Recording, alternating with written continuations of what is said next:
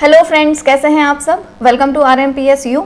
तो सबसे पहले तो मैं आपको यही बोलना चाहूँगी कि इतना प्यार देने के लिए बहुत बहुत धन्यवाद। आप सबके बहुत अच्छे अच्छे कमेंट्स आ रहे हैं और इतने अच्छे अच्छे कमेंट्स को पढ़ पढ़ के ही हमें और ज़्यादा मोटिवेशन मिल रही है कि और अच्छे से वीडियो बनाएं और ज़्यादा वीडियो बनाएं। तो सबसे पहले तो आप सभी का थैंक यू। और आज हम जो स्टार्ट करने वाले हैं वो है आपका जो BD 103 सब्जेक्ट है, इसका फर्स्ट यूनिट। जैसा कि आप सबको ऐसे लगता है कि पहले मतलब हर किसी सब्जेक्ट के वीडियोस लेकर आएँ, तो अभी मैं ऐसे सोच रही हूँ कि हम पहले सबके फर्स्ट यूनिट फिनिश करवा देते हैं, फिर सबके सेकंड यूनिट फिनिश करवा देंगे, फिर सबके थर्ड और फिर सबके फोर्थ। और बिल्कुल भी परेशान होने वाली बात है नहीं। आपके ये जो चारों सब्जेक्ट है, इन चारों के वीडियोस आपको 23 तारीख से पहले मिल जाएंगे, तो बिल्कुल भी परेशान होने वाली बात है ही नहीं। उसके अलावा जो आपका 5th सब्जेक्ट बचता है BD 105 का, जो ऑप्शनल होता है, आप अपनी मर्जी से लेते हैं उसको, उसमें मैं EVS के करवाऊंगी। ठीक, तो उसमें मैं EVS के क्वेश्चंस करवाऊंगी। जिन्होंने भी EVS लिया है वो उनको टेंशन लेने की जरूरत नहीं है, क्योंकि मैं EVS के सारे क्वेश्चंस करवाऊंगी ऑप्शनल वाले सब्जेक्ट में। बाकी चारों के तो मैं करवाऊंगी ही करवाऊंगी। ठीक है, तो आज जो BD 103 आपका सब्जेक्ट है, हम इसका फर्स्ट यूनिट स्टार्ट कर रहे हैं। और आपका सब्जेक्ट कौन सा है BD 103? तो आपका जो सब्जेक्ट है वो है पाठ्य चर्चा में भाषा उपागम, यानी language across the curriculum approach. ठीक, आज इसका हम फर्स्ट यूनिट पढ़ लेंगे। और जो फर्स्ट यूनिट है उसके अंदर आपको क्या पढ़ना है? भाषा का अर्थ पढ़ना है। भाषा बेसिकली होती क्या है, इसकी प्रकृति पढ़नी है, भाषा के कार्य पढ़ने हैं। भाषा जो होती है बेसिकली ये किस काम आती है, भाषा का उपयोग करके हम क्या क्या कर सकते हैं, वो पढ़ना है आपको। उसके अलावा आपको कक्षा कक्ष अधिगम में अंतः क्रिया। ठीक है, कक्षा कक्ष का मतलब बेसिकली क्या है? क्लास। ठीक है, तो क्लास जो होता है उसमें बच्चे कैसे, अधिगम का मतलब मैं फर्स्ट यूनिट में ही बता चुकी हूँ, सीखना। ठीक है, तो बच्चे जो हैं वो कक्षा में या क्लास में अंतः क्रिया करके कैसे सीख सकते हैं। अंतः क्रिया का मतलब क्या है? बातचीत होता है अंतः क्रिया का मतलब। ठीक है, इंटरेक्शन होता है इंग्लिश में, और हिंदी में क्या हो गया? ये बातचीत हो गया। बेसिकली अंतः क्रिया मतलब बातचीत। ठीक है, तो बच्चे जो होते हैं जब वो आपस में बातें करते हैं तो कैसे वो भाषा सीख लेते हैं, ये। तो चलिए हम अब अपने क्वेश्चंस को स्टार्ट करते हैं। तो आज का जो हमारा फर्स्ट क्वेश्चन है वो है त्रिभाषा सूत्र में हिंदी का स्थान क्या है। त्रिभाषा सूत्र क्या होता है? 3 भाषा है ना। जैसे आपने देखा होगा जो NEP तो अभी आई है 2020 में ही आई है NEP, तो है ना। उसके अलावा जो हमारी और भी एजुकेशन पॉलिसीज थी, जो कि एक 1968 में आई थी और दूसरी जो थी वो 1986 में आई थी, तो इनमें भी ना यही बताया गया है, त्रिभाषा सूत्र। ठीक है, अब जो त्रिभाषा है इसका मतलब क्या है? इसका मतलब है जो बच्चे हैं उनको 3 भाषाएं सिखानी है, जिनमें से 5th तक तो बच्चे को सिर्फ और सिर्फ मातृभाषा में ही सिखाते हैं। उसके बाद में हम 2 भाषाएं और ऐड कर देते हैं। ठीक है, तो ये होता है बेसिकली त्रिभाषा का सूत्र। और जो त्रिभाषा सूत्र है उसमें फर्स्ट तो एक तो हिंदी ही रहती है हमेशा, एक इंग्लिश होती है या फ्रेंच होती है, ऐसी वाली लैंग्वेज होती है, और एक कोई क्लासिकल लैंग्वेज होती है, जैसे कि कन्नड़ हो गई, है ना, या मलयालम हो गई। वो वाली जो लैंग्वेज होती है वो क्लासिकल लैंग्वेज, एक वो इंक्लूड करते हैं। ठीक है, तो बेसिकली ये 3 भाषा होती हैं जो बच्चे को क्लास में सिखाई जाती हैं। अभी पढ़ाई में उनका है कि ये 3 भाषाएं बच्चे को सीख लेनी चाहिए। जब तक कि वो 10वीं में आता है या 12वीं में आता है तब तक उसको 10वीं तक आते आते ही ये 3 भाषाएं उसको पता होनी चाहिए। ठीक है, तो जो त्रिभाषा सूत्र है उसमें हिंदी का स्थान क्या है, हिंदी जो है उसका स्थान क्या है। ठीक है, अब हिंदी जो है ना, इस बात को हमेशा याद रखना, जो हिंदी है वो भारत की राजभाषा है। ठीक है, क्या है? राजभाषा है भारत की। यहाँ पे ऑप्शन, ये ऐसे भी क्वेश्चन आ सकता है कि जो हिंदी होती है वो क्या होती है, राजभाषा होती है या राष्ट्रभाषा होती है। तो आपको क्या करना है? हमेशा राजभाषा पे टिक लगाना है। हिंदी राजभाषा है। ठीक है, क्या है? राजभाषा। क्योंकि हमारी कंट्री में आपको पता ही कितने सारे स्टेट हैं। ठीक है, सब मोस्टली हर स्टेट में डिफरेंट लैंग्वेज बोली जाती हैं, इसीलिए हम हिंदी को राष्ट्रभाषा नहीं बना सकते हैं। ठीक है, क्योंकि अगर आप देखें तो जो ये होते हैं नीचे वाले, जैसे तमिल वमिल हो गए, है ना, तो या फिर पंजाब हो गया, पंजाब में तो फिर भी थोड़ी बहुत हिंदी बोल लेते हैं। या फिर अगर आप ऐसे बहुत सारे स्टेट्स में जाएंगे, असम में जाएंगे तो वहाँ इवन लोग जानते भी नहीं है हिंदी, है ना, हिंदी बोलना। तो इसीलिए हिंदी को राष्ट्रभाषा का दर्जा नहीं मिल सकता, लेकिन हिंदी जो है वो राजभाषा जरूर है। ठीक है, तो त्रिभाषा सूत्र में हिंदी, जहां भी आप हिंदी देख लो समझ जाओ राजभाषा। ठीक है, तो ये यहाँ पे राजभाषा है, आपको राजभाषा पे टिक लगाना है, राष्ट्रभाषा पे बिल्कुल मत लगा देना। जैसे यहाँ पे ये राष्ट्रभाषा लिख रहा है, राष्ट्रभाषा पे आपको नहीं लगाना है। ठीक है, ये बात अपने दिमाग में रखनी है अच्छे से। नेक्स्ट क्वेश्चन है, भाषा जो होता है उसकी प्रकृति क्या है, नेचर क्या है भाषा का। तो भाषा का नेचर क्या होता है? भाषा विचार का अटूट संबंध होता है। तो बिल्कुल होता है, विचार हमारे मन में कैसे आएंगे, है ना, हम सोच कैसे पाएंगे? तो जब भाषा होगी तभी तो सोच पाएंगे। जैसे हम ऐसे सोच पा रहे हैं कि चलो मेरे को अभी B.Ed फर्स्ट सेमेस्टर के एग्जाम में मुझे 80% 100% लेके आना है, मुझे 85% लेके आने हैं। तो ये हम सोच पा रहे हैं, किसके थ्रू सोच पा रहे हैं, भाषा के थ्रू ही तो सोच पा रहे हैं। अगर हमारे पास भाषा ही नहीं होती तो हम सोच कैसे पाते, ठीक है। तो भाषा और विचार का अटूट संबंध तो है, ये बात तो सच है, ठीक। नेक्स्ट है, भाषा अर्जित संपत्ति है, कि भाषा जो होती है उसको हम अर्जित करते हैं, ठीक है। तो वहां बिल्कुल भाषा को अर्जित करते हैं। ऐसा तो होता नहीं है कि बच्चा अपनी मम्मी के पेट से उसने जन्म लिया है और जन्म लेते ही वो बोलने लग पड़ा है, ऐसे नहीं हुआ ना, उसने अर्जित करी है ना। जो उसके मम्मी पापा बोल रहे हैं पानी, तो वो पानी सीख गया कि चलो ये पानी है, उसके मम्मी पापा जैसे बोल रहे हैं वो वैसे वैसे बोलना सीख गया। तो भाषा अर्जित संपत्ति भी है, ये भी सही हो जाएगा। नेक्स्ट जो ऑप्शन है वो है, भाषा का संबंध परंपरा से होता है। तो हाँ, बिल्कुल परंपरा से ही होता है। जैसे अगर आप अंग्रेज को बोलोगे उसको हिंदी क्यों नहीं आती है, क्यों नहीं आती है, क्योंकि उसकी परंपरा ही नहीं है, उसके यहाँ पे सिखाई ही नहीं गई है हिंदी बोलना, या उसके यहाँ पे बोलते ही नहीं है हिंदी, उसके यहाँ इंग्लिश बोलते हैं, इसीलिए वो इंग्लिश बोलना सीख गया। हमारे यहाँ की परंपरा है हिंदी बोलना, हम हिंदी बोल रहे हैं, हमारे बच्चे हिंदी बोलना सीख गए, ठीक है। तो परंपरा से होता है संबंध, बिल्कुल परंपरा से होता है, इसीलिए जो द ऑप्शन है यानी उपयुक्त सभी, ये करेक्ट ऑप्शन हो जाएगा। तो नेक्स्ट जो हमारा क्वेश्चन है वो है, संसार में लगभग कितनी भाषाएं बोली जाती हैं। पूरी दुनिया की बात करें वहां पर लगभग कितनी भाषाएं बोली जाती हैं, तो तकरीबन 2800 भाषाएं बोली जाती हैं, यानी लगभग 3000, ऐसे करके याद रख लेना, 3000 में 200 कम है वैसे, है ना। तो 2800 के करीब जो है भाषाएं वो बोली जाती हैं, पर 3000 आप नहीं याद कर सकते क्योंकि ऐसा वाला ऑप्शन आ गया, ये तो 2840 है, तो आप इसमें चले जाएंगे, है ना, क्योंकि 3000 के नजदीक ही है। आप बिल्कुल क्लियर वाला ही याद कर लीजिए कि 2800 के करीब भाषाएं पूरी दुनिया में बोली जाती हैं। नेक्स्ट क्वेश्चन है, भारतीय संविधान की 8वीं अनुसूची में सम्मिलित भाषाओं की कुल संख्या कितनी है। देखिए, सबसे पहले तो आपको एक चीज याद रख लेनी है, ये करके भी क्वेश्चन आ सकता है कि भारतीय संविधान में जो भाषाएं हैं वो कौन सी अनुसूची में दी हुई हैं। तो सबसे पहले तो आपको ये याद रखना है कि जो भाषा हैं वो कौन सी अनुसूची में दी हुई हैं, 8वीं अनुसूची में दी हुई हैं, ठीक है। 8वीं अनुसूची में टोटल 12 अनुसूचियां है ना हमारे भारतीय संविधान की, उसमें से जो 8वीं अनुसूची है उसमें भाषाओं के बारे में बताया है, और टोटल जो भाषाएं हैं वो कितनी है, तो टोटल भाषा यहाँ पे 22 इंक्लूड करी गई हैं, ठीक है। तो आपको क्या याद रखना है कि भारतीय संविधान की 8वीं अनुसूची में बताया गया है भाषाओं के बारे में, और कितनी भाषाओं के बारे में, 22 भाषाएं उसमें इंक्लूडेड हैं, ठीक है। तो ये क्वेश्चन आपको याद रखना है, इस पे यहाँ पर सा ऑप्शन जो है ये हो जाएगा करेक्ट ऑप्शन। चलिए नेक्स्ट क्वेश्चन की तरफ शिफ्ट होंगे। तो नेक्स्ट क्वेश्चन है, भारतीय संविधान के किस अनुच्छेद के अनुसार हिंदी भारत की राजभाषा है, ठीक है। हिंदी भारत की राजभाषा है, देखो यहाँ पर भी राजभाषा आया है, ठीक है, राजभाषा है। तो किस अनुच्छेद के अनुसार है, अनुच्छेद 351, ठीक है। और यहां पर मैं आपको एक और जानकारी दे देती हूं कि जो अनुच्छेद 351 है वो बात करता है हिंदी की कि हिंदी जो है वो भारत की राजभाषा है, और अनुच्छेद 351 बी जो है वो बात करता है इंग्लिश की, ठीक है। आपको यहाँ पर बेसिकली अभी हिंदी के बारे में याद रखना है, वो सीटेट का क्वेश्चन होता है अलग से, तो वो हम आगे आपको बता देंगे, पर अभी यहाँ पे आपको कितना याद रखना है कि हिंदी जो होती है वो भारत की राजभाषा है, ये दिया हुआ है अनुच्छेद 351 में, ठीक है।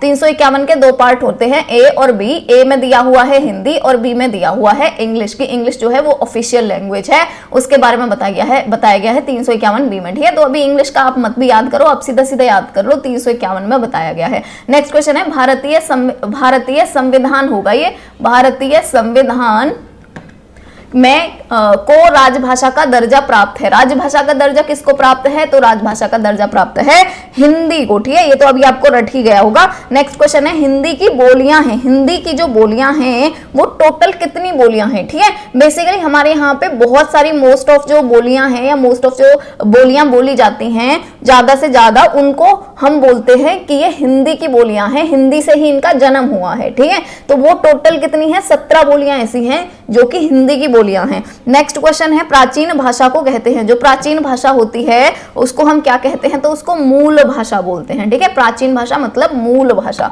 चलिए नेक्स्ट क्वेश्चन की तरफ शिफ्ट होंगे अभी। तो हमारा नेक्स्ट क्वेश्चन है कि जो भाषा के रूप होते हैं वो कौन कौन से रूप होते हैं। देखो, भाषा जो है वो दोनों तरह से बोली जा सकती है, शाब्दिक और अशाब्दिक दोनों तरीके से, ठीक है। इसीलिए यहाँ पर जो सा ऑप्शन है वो हो जाएगा करेक्ट ऑप्शन, ठीक है। यानी ए और बी दोनों तरह से, शाब्दिक भी और अशाब्दिक भी, ठीक है। शाब्दिक का मतलब क्या है, जैसे अभी मैं आपको बता रही हूं तो ये मैं शब्दों का यूज करके बता रही हूँ, शब्दों का उपयोग करके बोल रही हूँ, तो इसको हम बोलते हैं शाब्दिक। वैसे ही हम अपने हाथों से या इशारों से, ठीक है, या संकेतों के थ्रू जो हम बात करते हैं उनको हम बोलते हैं अशाब्दिक। ठीक है, जैसे अगर मेरे को आप पूछो कि मेरे को क्या पूछो, किसी को भी पूछो कि सासनी गेट किधर है, और आपने अगर हाथ करके उसको बता दिया कि इधर है, तो आपका हाथ का इशारा जो है वो कौन सा है, अशाब्दिक भाषा है। ठीक है, तो दो तरह की भाषा होती है, एक शाब्दिक और एक अशाब्दिक। नेक्स्ट क्वेश्चन है, भाषा का मुख्य घटक है, भाषा जो है उसका मुख्य घटक कौन सा है, यानी भाषा जो है वहां पे कौन कौन सी चीजें यूज होंगी। तो देखिए, भाषा के लिए हमें सब कुछ आना चाहिए, व्याकरण भी आनी चाहिए, भाषा विज्ञान भी आना चाहिए और भाषा कौशल भी आना चाहिए, तीनों चीजें आनी चाहिए, तीनों चीजें भाषा का मुख्य घटक है। तो द ऑप्शन जो है वो हो जाएगा यहाँ पे करेक्ट ऑप्शन। नेक्स्ट क्वेश्चन है, भाषाई उपार्जन के कितने स्तर हैं, भाषाई उपार्जन जो है उसके स्तर कितने हैं, तो इसके स्तर होते हैं 4। नेक्स्ट क्वेश्चन है, भाषा की प्रमुख विशेषता मानी जाती है, भाषा जो है उसकी विशेषता है क्या, तो भाषा की विशेषता क्या है, अनुकरण द्वारा अर्जन और परिवर्तनशीलता। तो बिल्कुल यहाँ पे दोनों ऑप्शन करेक्ट हो जाएंगे। अब मैं बताती हूँ इनका मीनिंग क्या है। देखिए, अनुकरण का मतलब क्या होता है, कॉपी करना, कॉपी करना मतलब नकल करना। ठीक है, तो नकल करना। ठीक है, अब देखिए, अगर हम बचपन में हैं, हम छोटे हैं, अभी अभी हम 2 साल के हुए हैं, 1.5 साल के हुए हैं, तो हमारे बड़े जो बोल रहे हैं उसकी नकल कर करके ही तो हम सीखे हैं इतना सारा कुछ बोलना। ठीक, तो नकल के द्वारा अर्जन का मतलब क्या होता है, एक्विजिशन मतलब सीखना होता है बेसिकली। पर अर्जन और सीखने में देखिए, अर्जन और अधिगम इन दोनों में ना आपको अंतर पता होना चाहिए। ठीक है, क्योंकि ये भी आएंगे क्वेश्चन यहाँ पे, तो मैं यहीं पर ही बता देती हूँ। देखो, अर्जन और अधिगम में अंतर क्या है। अर्जन का मतलब क्या है, जो बच्चा बोलना सीखा है ना अपने बड़ों से, उसको बोलते हैं हम अर्जन। ठीक है, अर्जन में हमें कोई वो नहीं लगानी पड़ती, हमें कोई ऐसे आके नहीं सिखाता, व्याकरण नहीं सिखाता कि बेटा देखो जब हम प्रेजेंट में होते हैं तो हमें ताती थे लगाना है कि मैं जाता हूं, मैं खाता हूं। ठीक है, जब हम पास्ट में है तो हमें थाती थे लगाना है, जब हम फ्यूचर में जाएंगे तो हमें गागे ये लगाना है। ऐसे नहीं करते ना, बच्चे को ऐसे नहीं सिखाते ना, बच्चा तो इसको ऐसे सीख लेता है ना। जबकि जो अधिगम होता है ना, उसमें हम व्याकरण के रूल्स सिखा सिखा के बच्चे को सिखाते हैं। जैसे अधिगम के किसके लिए बोलेंगे हम, जैसे इंग्लिश सिखाते हैं, है ना, इंग्लिश सिखाते हैं ना क्लास में, वो होता है अधिगम, मतलब उसको सिखा रहे हैं व्याकरण का यूज कर करके, तो उसको हम अधिगम बोलते हैं। जबकि अर्जन जो होता है ये वैसे ही हो जाता है अपने आप ही। ठीक है, तो ये बेसिकली अंतर होता है। अनुकरण द्वारा अर्जन का मतलब क्या होता है, नकल द्वारा बच्चा सीख रहा है बोलना। ठीक है, नेक्स्ट है परिवर्तनशीलता। तो परिवर्तनशीलता तो बिल्कुल होती ही है। जैसे कि अगर आप देखो, पुराने जमाने की जो बोली थी वो थोड़ी सी डिफरेंट थी और हमारे जमाने की थोड़ी सी और अलग है। जैसे अभी भी मैं अभी आपसे बोल रही थी तो मैं डिफरेंट मैंने शब्द यूज किया था, जबकि डिफरेंट तो इंग्लिश का वर्ड है ना। तो ऐसे ही अभी क्या होता है, परिवर्तनशीलता भी होती है। पुराने टाइम में संस्कृत बोलते थे, फिर चेंजेस आते गए, यानी परिवर्तन होते चले गए। तो भाषा जो है उसमें परिवर्तनशीलता होती रहती है। ठीक है, अभी हम आगे अपने बच्चों वाली जनरेशन को देखेंगे तो वो हमसे भी कुछ डिफरेंट बोल रहे होंगे। ठीक है, उन्होंने हिंदी का पता नहीं क्या ही बना दिया होगा। तो परिवर्तन भी होते ही रहते हैं, इसीलिए भाषा जो है उसकी विशेषता दोनों है, यानी अनुकरण करके सीखा जा सकता है, नकल करके सीखा जा सकता है, और इसमें परिवर्तनशीलता भी आती है, यानी चेंज होती रहेगी जो लैंग्वेज है वो।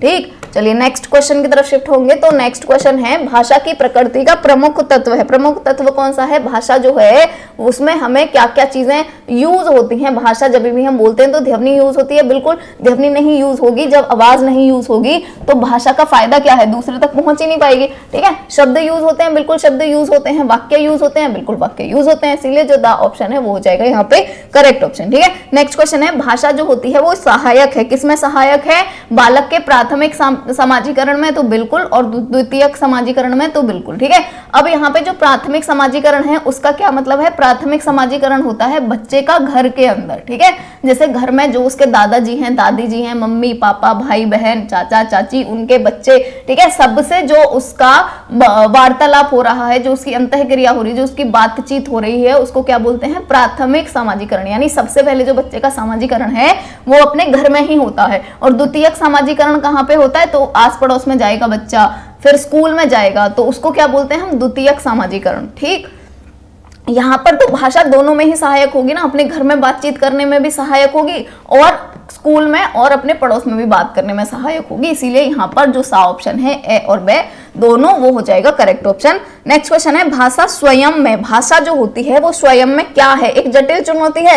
जटिल चुनौती तो नहीं है ना, बच्चे देखो यूं ही सीख जाते हैं, 2-2 साल के बच्चे देखो कितनी सारी बातें करते हैं, तो जटिल चुनौती थोड़ी है, कठिन चुनौती थोड़ी है, ऐसे सीख जाते हैं। भाषा का क्या है? नेक्स्ट है एक विषय मात्र है, एक विषय मात्र भी नहीं है। भाषा जो है एक बहुत ही ज्यादा बड़ा, हम वो बोल सकते हैं कि एक बहुत बड़ा उपकरण होता है हमारे हाथों में, जिससे हम देखो क्या क्या कर सकते हैं, ठीक है, तो एक विषय मात्र भी नहीं है। नेक्स्ट क्वेश्चन है वो है संप्रेषण का एकमात्र साधन है, तो संप्रेषण का मतलब क्या होता है? कम्युनिकेशन, ठीक है। और कम्युनिकेशन देखो ये जितनी भी चीजें हैं ना, सबका बेसिकली मीनिंग जो होता है ना वो बातचीत ही होता है ना। कम्युनिकेशन को हिंदी में क्या बोलते हैं? बातचीत ही बोलते हैं, ठीक है। तो संप्रेषण का एकमात्र साधन है, यानी भाषा के बिना क्या हम बातचीत नहीं कर सकते? भाषा के बिना भी तो कर ही सकते हैं। जो गूंगे होते हैं, जो नहीं बोल पाते हैं, क्या वो बातचीत नहीं करते? कर लेते हैं ना इशारों से। तो हम ये भी नहीं बोल सकते कि भाषा के बिना हम बातचीत ही नहीं कर सकते हैं, है ना। बातचीत तो कर सकते हैं, इशारों से कर सकते हैं बातचीत, तो एकमात्र साधन ये भी नहीं है, ये भी हो जाएगा गलत। जो नेक्स्ट है वो है एक नियमबद्ध व्यवस्था है, तो हाँ जी बिल्कुल एक नियमबद्ध व्यवस्था है। नियमबद्ध कैसे है?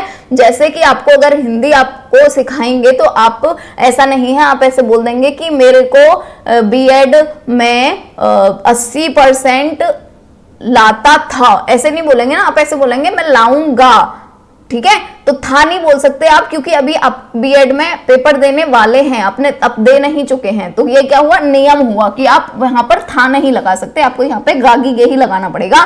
तो नियमबद्ध व्यवस्था है, इसीलिए जो दा ऑप्शन है वो हो जाएगा करेक्ट ऑप्शन। नेक्स्ट क्वेश्चन है भाषा का प्रयोग किस लिए किया जाता है? क्यों किया जाता है भाषा का प्रयोग? विचारों के लिए। तो जब भी, विचारों का मतलब क्या होता है? सोचना, ठीक है। तो जब भी आप सोचेंगे तो सोचने में तो भाषा का प्रयोग होगा ना, बिना भाषा का प्रयोग करे आप सोच कैसे लेंगे, ठीक है। तो यहाँ पर क्या होगा? विचारों के लिए भी किया जाता है और भावों की अभिव्यक्ति के लिए। भावों की अभिव्यक्ति का मतलब क्या हुआ? जैसे आपके मन में जो भी भाव आ रहे हैं, जो भी चीजें आ रहे हैं, अगर वो उनको आप अभिव्यक्त करना चाहते हैं, अभिव्यक्त मतलब दूसरे के सामने प्रस्तुत करना चाह रहे हैं, तो उसके लिए भी भाषा की जरूरत पड़ेगी, इसीलिए जो सा ऑप्शन है वो हो जाएगा यहाँ पे करेक्ट ऑप्शन, ठीक है। अब देखिए यहाँ पर जैसे आप ऐसे मत सोचने लगना, मैं आपका कंफ्यूजन अभी दूर कर देती हूँ, है ना। मुझे पता है आपके मन में कहाँ पे कंफ्यूजन आ रहा होगा। यहाँ पर क्या था? संप्रेषण का एकमात्र साधन, है ना, यानी बातचीत का एकमात्र साधन। और यहाँ पर क्या है? भावों की अभिव्यक्ति के लिए, कि भावों की अभिव्यक्ति के लिए हमें भाषा का प्रयोग करना पड़ेगा। तो आप बोलेंगे मैम यहाँ आपने गलत करवा दिया, यहाँ पे आप सही, आपने सही कैसे करवा दिया ये? ठीक है, देखिए दोनों में ना किसका डिफरेंस है? यहाँ पे लिख रहा है एकमात्र। एकमात्र का मतलब क्या हुआ कि सिर्फ यही ही साधन है, भाषा ही साधन है, जबकि सिर्फ भाषा साधन नहीं है ना, संकेत भी तो साधन है, इसलिए यहाँ पे गलत हो गया था। जबकि अगर हम यहाँ पर देखेंगे तो यहाँ पर लिख रहा है भावों की अभिव्यक्ति के लिए, यहाँ पे ऐसे नहीं लिख रहा है कि भावों की अभिव्यक्ति के लिए ये एकमात्र साधन है, ऐसे नहीं लिख रहा है ना। तो भावों की अभिव्यक्ति हम कर सकते हैं ना भाषा के थ्रू, इसलिए ये यहाँ पे करेक्ट हो गया है, ठीक है। तो आपको ये कंफ्यूजन नहीं रखना है, यहाँ पर सा ऑप्शन जो है वही करेक्ट हो जाएगा, ठीक। चलिए नेक्स्ट क्वेश्चन लिखेंगे। नेक्स्ट क्वेश्चन देखेंगे कि भाषा में व्याप्त भाषा समस्या से निपटने के लिए त्रिभाषा सूत्र का प्रतिपादन सर्वप्रथम किसने किया था? ठीक है, जो त्रिभाषा है उसका प्रतिपादन सर्वप्रथम जो है वो किसने किया था? तो सर्वप्रथम किया था NCF 2005 ने, कि जो त्रिभाषा है, वैसे जो 86 वाला था ना उसमें भी जो कमेटी बनी थी उन्होंने भी दिया था ये कि त्रिभाषा का यूज होना चाहिए, पर वहां पे इंक्लूड नहीं किया गया था। इंक्लूड कहां पे किया गया था? NCF 2005 के अंदर, ठीक है। चलिए नेक्स्ट क्वेश्चन की तरफ बढ़ेंगे। माध्यमिक शिक्षा आयोग का गठन किसकी अध्यक्षता में हुआ? जो माध्यमिक शिक्षा आयोग है, ठीक है, जो 8th तक वाले जो वो होते हैं स्कूल होते हैं, 10th तक वाले, 8th तक वाले, 10th तक वाले, उनका जो गठन हुआ था, उस शिक्षा आयोग का जो गठन हुआ था किसकी अध्यक्षता में हुआ था? तो लक्ष्मण स्वामी मुदलियर, ठीक है, इसीलिए इसको मुदलियर कमेटी भी बोलते हैं, ठीक है। तो ऑप्शन जो है यहाँ पर वो हो जाएगा करेक्ट ऑप्शन। नेक्स्ट क्वेश्चन है भाषा वह व्यापार है जिससे हम वर्णात्मक तथा व्यक्त शब्दों के द्वारा अपने विचारों को प्रकट करते हैं, ठीक है, अपने विचारों को प्रकट कर सकते हैं। ये जो परिभाषा है यह किसकी है? तो यह है महर्षि पतंजलि की। नेक्स्ट क्वेश्चन है भाषा वह व्यापार है। अच्छा, ये दोबारा से वही सेम क्वेश्चन रिपीट हो गया है, तो यहाँ पर भी क्या होगा? महर्षि पतंजलि। बस देखो ऑप्शन वो हो गए हैं, यहाँ पर दूसरे ऑप्शन है, यहाँ पर दूसरे ऑप्शन है, पर आपको यही याद रखना है कि भाषा वह व्यापार है जिससे वर्णात्मक व्यक्त शब्दों द्वारा अपने विचारों को प्रकट कर सकते हैं। परिभाषा दी है महर्षि पतंजलि ने, ठीक। चलिए नेक्स्ट क्वेश्चन की तरफ शिफ्ट होंगे। तो नेक्स्ट क्वेश्चन है अर्थवान कंठोदीर्ण ध्वनि समष्टि ही भाषा है, ठीक है। अब ये देखो ये क्या है, ये बेसिकली संस्कृत है, ठीक है। तो आपको क्या याद रखना है, जो संस्कृत वाली डेफिनेशन थी वो किसने दी थी, सुकुमार ने दी थी, ठीक है। स फॉर संस्कृत वाली, ठीक है, आपको ऐसे याद रखो संस्कृत वाली, है ना। तो जो संस्कृत वाली डेफिनेशन है भाषा की वो किसने दी थी, तो वो दी थी स फॉर संस्कृत और स फॉर सुकुमार, ठीक है। ऐसे करके याद रख लेना इसको। नेक्स्ट क्वेश्चन है, भाषा की कहानी सभ्यता की कहानी है, ये किसने कहा है, तो ये बोला है ए पेई ने, ठीक है। सभ्यता की कहानी है जो भाषा की कहानी है, तो सभ्यता से याद रख लेना, सभ्य कौन है, ए ई पेई, ठीक है। ऐसे याद रख लो, ए जो है वो सभ्य है, ठीक। नेक्स्ट क्वेश्चन है, भाषा उस व्यक्त ध्वनि चिन्हों की पद्धति को कहते हैं जिसके माध्यम से समाज समूह परस्पर व्यवहार करते हैं। यह जो कथन है यह किसका है, तो यह है ब्लॉक एंड ट्रेजर का। नेक्स्ट क्वेश्चन है, भाषा विहीन व्यक्ति केवल, भाषा विहीन का मतलब क्या हुआ, जिसको भाषा का ज्ञान नहीं है। तो भाषा विहीन व्यक्ति केवल बुद्धि विहीन ही नहीं बल्कि भाव विहीन भी हो जाते हैं। जैसे जिसको भाषा का ज्ञान नहीं है, जो भाषा बोल नहीं पाता है, समझ नहीं पाता है, वो बुद्धि विहीन तो होगा ही होगा, साथ में वो भावहीन भी होगा। भावहीन क्यों होगा, क्योंकि जब उसको भाषा ही नहीं आती है तो अपने अंदर भाव कैसे लाएगा, अपने अंदर विचार कैसे लाएगा, ठीक है। तो इसीलिए इन्होंने बोला था कि जो भाषा विहीन व्यक्ति केवल बुद्धि विहीन ही नहीं जबकि भाव विहीन भी हो जाते हैं। किसने बोला था, तो ये बोला था बर्न ने, ठीक है। अब कैसे याद रखेंगे बर्न को आप, इन्होंने क्या बोला है, विहीन विहीन इन्होंने बहुत ज्यादा यूज किया। जैसे यहाँ पर विहीन यूज किया, यहाँ पर विहीन यूज करा है, यहाँ पर हीन यूज करा है, पर विहीन विहीन आप याद रख लेना कि भाषा विहीन या बुद्धिहीन या भाव विहीन, ये किसने बोला है, विहीन वाली जो डेफिनेशन है बा फॉर हो जाएगा विहीन और बा फॉर हो जाएगा बर्न, ठीक है। ऐसे करके आप इसको याद कर लेना। चलिए नेक्स्ट क्वेश्चन की तरफ बढ़ेंगे। तो नेक्स्ट क्वेश्चन है, व्यक्ति के मानसिक विकास के लिए मातृभाषा का ज्ञान उतना ही आवश्यक है जितना कि शिशु के विकास के लिए माता का दूध, ठीक है। जैसे शिशु जो होता है उसके लिए माता का दूध जरूरी है, वैसे ही व्यक्ति के मानसिक विकास के लिए, यानी कि उसका जो दिमाग है उसके विकास के लिए जो भाषा है यानी मातृभाषा है वो उतना ही ज्यादा जरूरी है। ये किसने बोला है, गांधी जी ने बोला है, ठीक है। तो ऐसे याद रख लो, माता के दूध वाली जो डेफिनेशन है वो गांधी जी ने दी है, ठीक। नेक्स्ट क्वेश्चन है, भाषण परिचर्चा संवाद बच्चों की कौन सी क्षमता का विकास करने में सहायक है, तो मौखिक अभिव्यक्ति, ठीक है। क्योंकि भाषण जो हो रहे हैं या कोई परिचर्चा हो रही, किसी के ऊपर चर्चा हो रही है या किसी चीज के ऊपर संवाद चल रहे हैं, ठीक है, या भाषण चल रहे हैं, तो ये किस क्षमता को विकास करने में सहायक होंगे, ऑब्वियसली मौखिक, ठीक है। जो वो बोल पा रहा है उसी में तो विकास करेंगे ये सारी की सारी चीजें। चलिए तो नेक्स्ट क्वेश्चन है, बच्चों की भाषाई क्षमताओं के विकास के लिए जो सर्वाधिक सहायक है वो क्या है, ठीक है। अगर उनकी भाषा की क्षमता का आकलन करना है, आकलन का मतलब क्या होता है, उसका टेस्ट करना है, देखना है हमको, ठीक है। हम टेस्ट लेना चाह रहे हैं कि इसकी ये जो भाषा बोलना सीखा है वो कितना सीखा है, ठीक है। तो हम सबसे ज्यादा जो अधिक वो होगा सहायक होगा हमारे लिए, हम क्या देखना पसंद करेंगे, तो देखिए टीचर को क्या देखना चाहिए कि बच्चे जो हो रहे हैं उनके बीच में अनौपचारिक बातचीत क्या हो रही है ना। अब देखिए औपचारिक का मतलब क्या होता है, जैसे टीचर और बच्चे के बीच में जो बात होती है ना वो औपचारिक होती है। औपचारिक मतलब जैसे कि अगर आप किसी कंपनी में जा रहे हैं तो वहां पर आपकी औपचारिक बात होगी, ठीक है। अनौपचारिक का मतलब क्या होता है, जैसे हम दोस्तों के साथ बात करें, अपने घर पे बात कर रहे हैं, ठीक है, तो दूसरी तरीके से करते हैं ना, उसको हम बोलते हैं अनौपचारिक, जो हम घर पे बात करते हैं अपने दोस्तों के साथ कर रहे हैं, है ना। तो जो भी भाषा की क्षमताओं का आकलन हमें करना होगा ना, तो भाषा की क्षमता वो कुछ भी बोलेगा ना, जो उसको आता है, तो सारी चीजें तो वो अपने दोस्तों के साथ ही करेगा ना,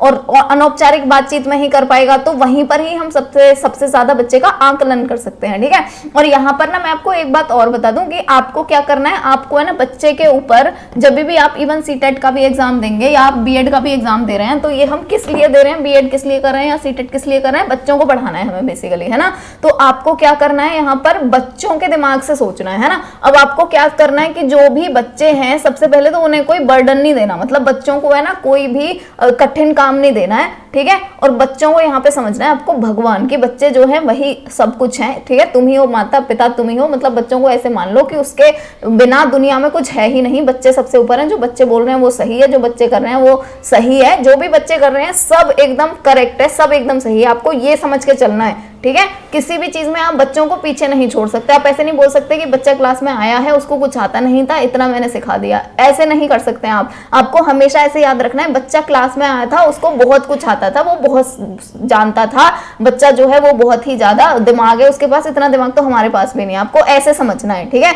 तो ऐसे ही समझ के आप सीटेट वाले पेपर देने वाले हैं और ऐसे ही सोच के आप यहाँ पे देंगे, ठीक है। तो देखिए, बच्चे को कभी भी बर्डन नहीं देना। तो औपचारिक बात में तो बच्चा सोच के बोलेगा ना, तो बच्चे के ऊपर बर्डन आएगा, ठीक है, बच्चे को कठिनाई होगी। तो आपको ऐसे सोच के चलना है कि बच्चा जो है उसको कभी भी बर्डन नहीं दे रहा है, ठीक है। देखो यहाँ पर भी औपचारिक बात हो गई, जहां पर भी औपचारिक बात होगी वहां पे आप ऐसे समझ लो कि बच्चा जो है, ये तो गलत ही ऑप्शन होगा, ठीक है, क्योंकि बच्चा जो चाहता है वो चीज नहीं हो रही है यहाँ पे, ठीक है। कौन बच्चा औपचारिक बातें करना चाहेगा? हर बच्चा यही चाहता है दोस्तों के साथ खेलूं, घर पे ही रहूं, ठीक है। नेक्स्ट क्वेश्चन है, बच्चों का शिक्षक द्वारा प्रदत्त अभ्यास कार्य करवाना, ठीक है। हमेशा याद रखना, जहां पर भी है ना वो आ रही हो, रोट आ रहा हो या रटना चीज आ रही हो या अभ्यास आ रहा हो, है ना, वो क्वेश्चन तो आपको बिल्कुल गलत कर देना है, क्योंकि जो एनईपी है ना 2020 या 2005, उसके अकॉर्डिंग जो बच्चा है उसको हमें ना रटवाना है ना अभ्यास करवाना है, उसको कर करके सिखाना है, ठीक है। रटना वटना नहीं करना, ये सब कुछ नहीं करना। तो यहाँ पे तो अभ्यास आते ही इसको कट कर दो। इसीलिए ये क्या हो जाएगा, बच्चों की परस्पर अनौपचारिक बातचीत, यानी बच्चे जो आपस में बातचीत कर रहे हैं वो सबसे ज्यादा बेस्ट मेथड होगा अगर हम उसकी जो भाषा है कितनी सीखी है उसका टेस्ट लेना चाहते हैं, ठीक। नेक्स्ट क्वेश्चन है, भाषा विकास के संबंध में कौन सा कथन सही नहीं है?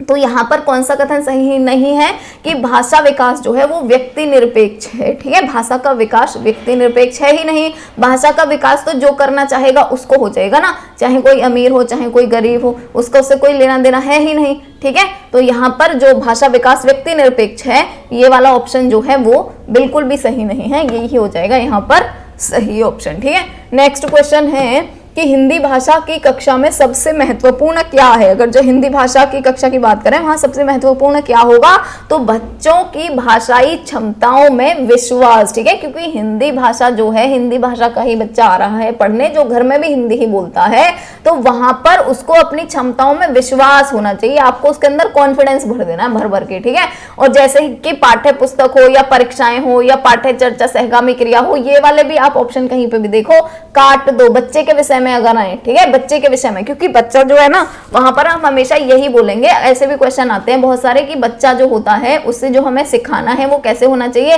किताब पे वो केंद्रित रहना चाहिए। तो जहां पे किताब विताब चीज आ जाए ना, तो बिल्कुल भी नहीं, किताबों पे केंद्रित नहीं रहना चाहिए, क्योंकि हमें बच्चे का क्या करना है, सर्वांगीण विकास करना है। सर्वांगीण विकास का मतलब क्या होता है, बच्चा जो है सिर्फ और सिर्फ उसमें ही वो नहीं होना चाहिए, उसका विकास सिर्फ और सिर्फ किताबों में ही नहीं होना चाहिए, सिर्फ और सिर्फ पढ़ने में ही नहीं होना चाहिए, सारी चीजों में होना चाहिए, ठीक है। उसको सर्वांगीण विकास बोलते हैं। इसीलिए हम यहाँ पे परीक्षाएं, पाठ्य पुस्तक, ये वाले क्वेश्चन भी आते हैं ना, वहां पे भी देख कर ही तुरंत उनको गलत कर दो कि हमें बच्चे के साथ ये वाली चीजें तो करनी ही नहीं है, ठीक है। नेक्स्ट जो क्वेश्चन है वो है, संयुक्त परिवार में बच्चों का भाषा विकास अपेक्षाकृत बेहतर होता है। संयुक्त परिवार जैसे जिसमें दादा भी हो, दादी जी भी हो, चाचा भी हो, चाची जी भी हो, ताई जी भी हो, ताऊ जी भी हो, उनके सबके बच्चे भी हो, ठीक है, उसमें जो बच्चा है उसका भाषा विकास जो होता है वो बेहतर होता है, ज्यादा अच्छा होता है।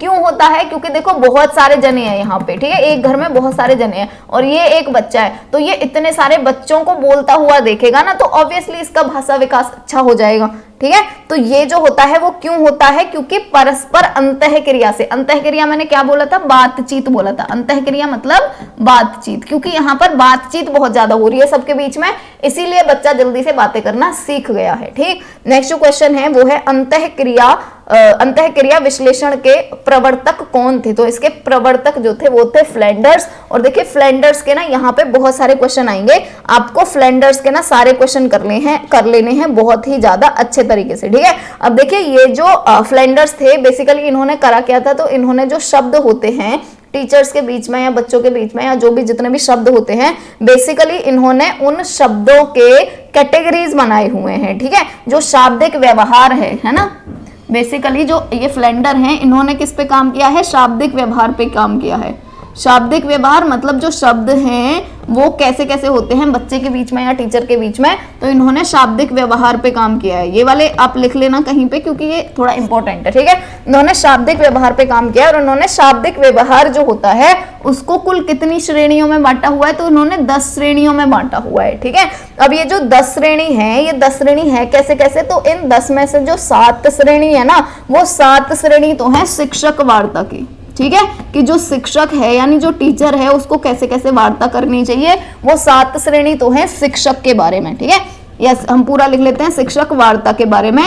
इसके बाद में जो 2 श्रेणी हैं, वो 2 श्रेणी कौन सी हैं, तो ये 2 श्रेणी हैं बच्चों के बारे में, यानी कि छात्र वार्ता के बारे में, ठीक है, छात्र वार्ता के बारे में। अब आते हैं हम थर्ड पे, तो जो थर्ड इनका वो है, यानी कि जो थर्ड वाला रह गया, तो इसमें कितना रह जाएगा 1, ठीक है। 7 ये हो गए और 2 ये हो गए, तो टोटल 10 दिए थे ना इन्होंने। अब जो 1 रह जाएगा वो 1 क्या है, वो है मौन, ठीक है, मौन या फिर विराम, यानी चुप रहना भी है, उसको भी उन्होंने शाब्दिक व्यवहार की श्रेणी में रखा है कि मौन या विराम लगाना है, तो वो भी आएगा 1 श्रेणी के अंदर, ठीक है। तो आपको याद होना चाहिए 7 श्रेणी है शिक्षक वार्ता की, 2 श्रेणी है छात्र वार्ता की और 1 श्रेणी है मौन या फिर विराम की, ठीक है। अब यहाँ पे आपको इतनी चीज हो गई होगी क्लियर।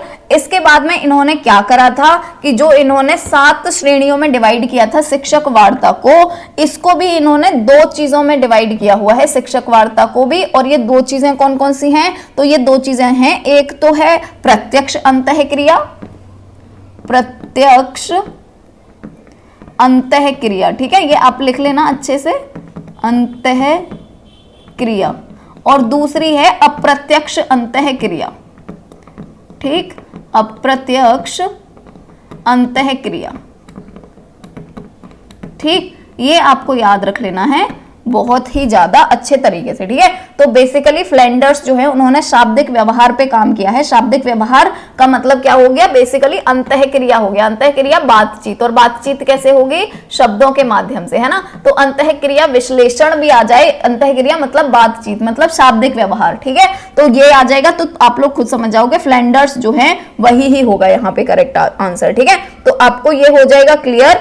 इसके बाद में आपको क्या करना है, शाब्दिक व्यवहार की 10 श्रेणी है, 7 इसमें से किसकी हैं, तो 7 हैं शिक्षक वार्ता की, और इसमें से जो 2 हैं वो हैं छात्र वार्ता की, और इसके बाद में जो हमारी एक बची वो है मौन या फिर विराम की, ठीक है।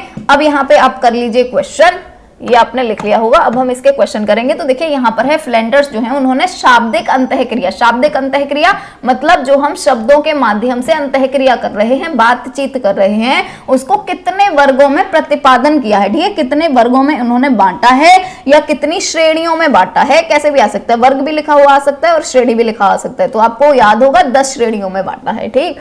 चलिए नेक्स्ट क्वेश्चन की तरफ शिफ्ट होंगे।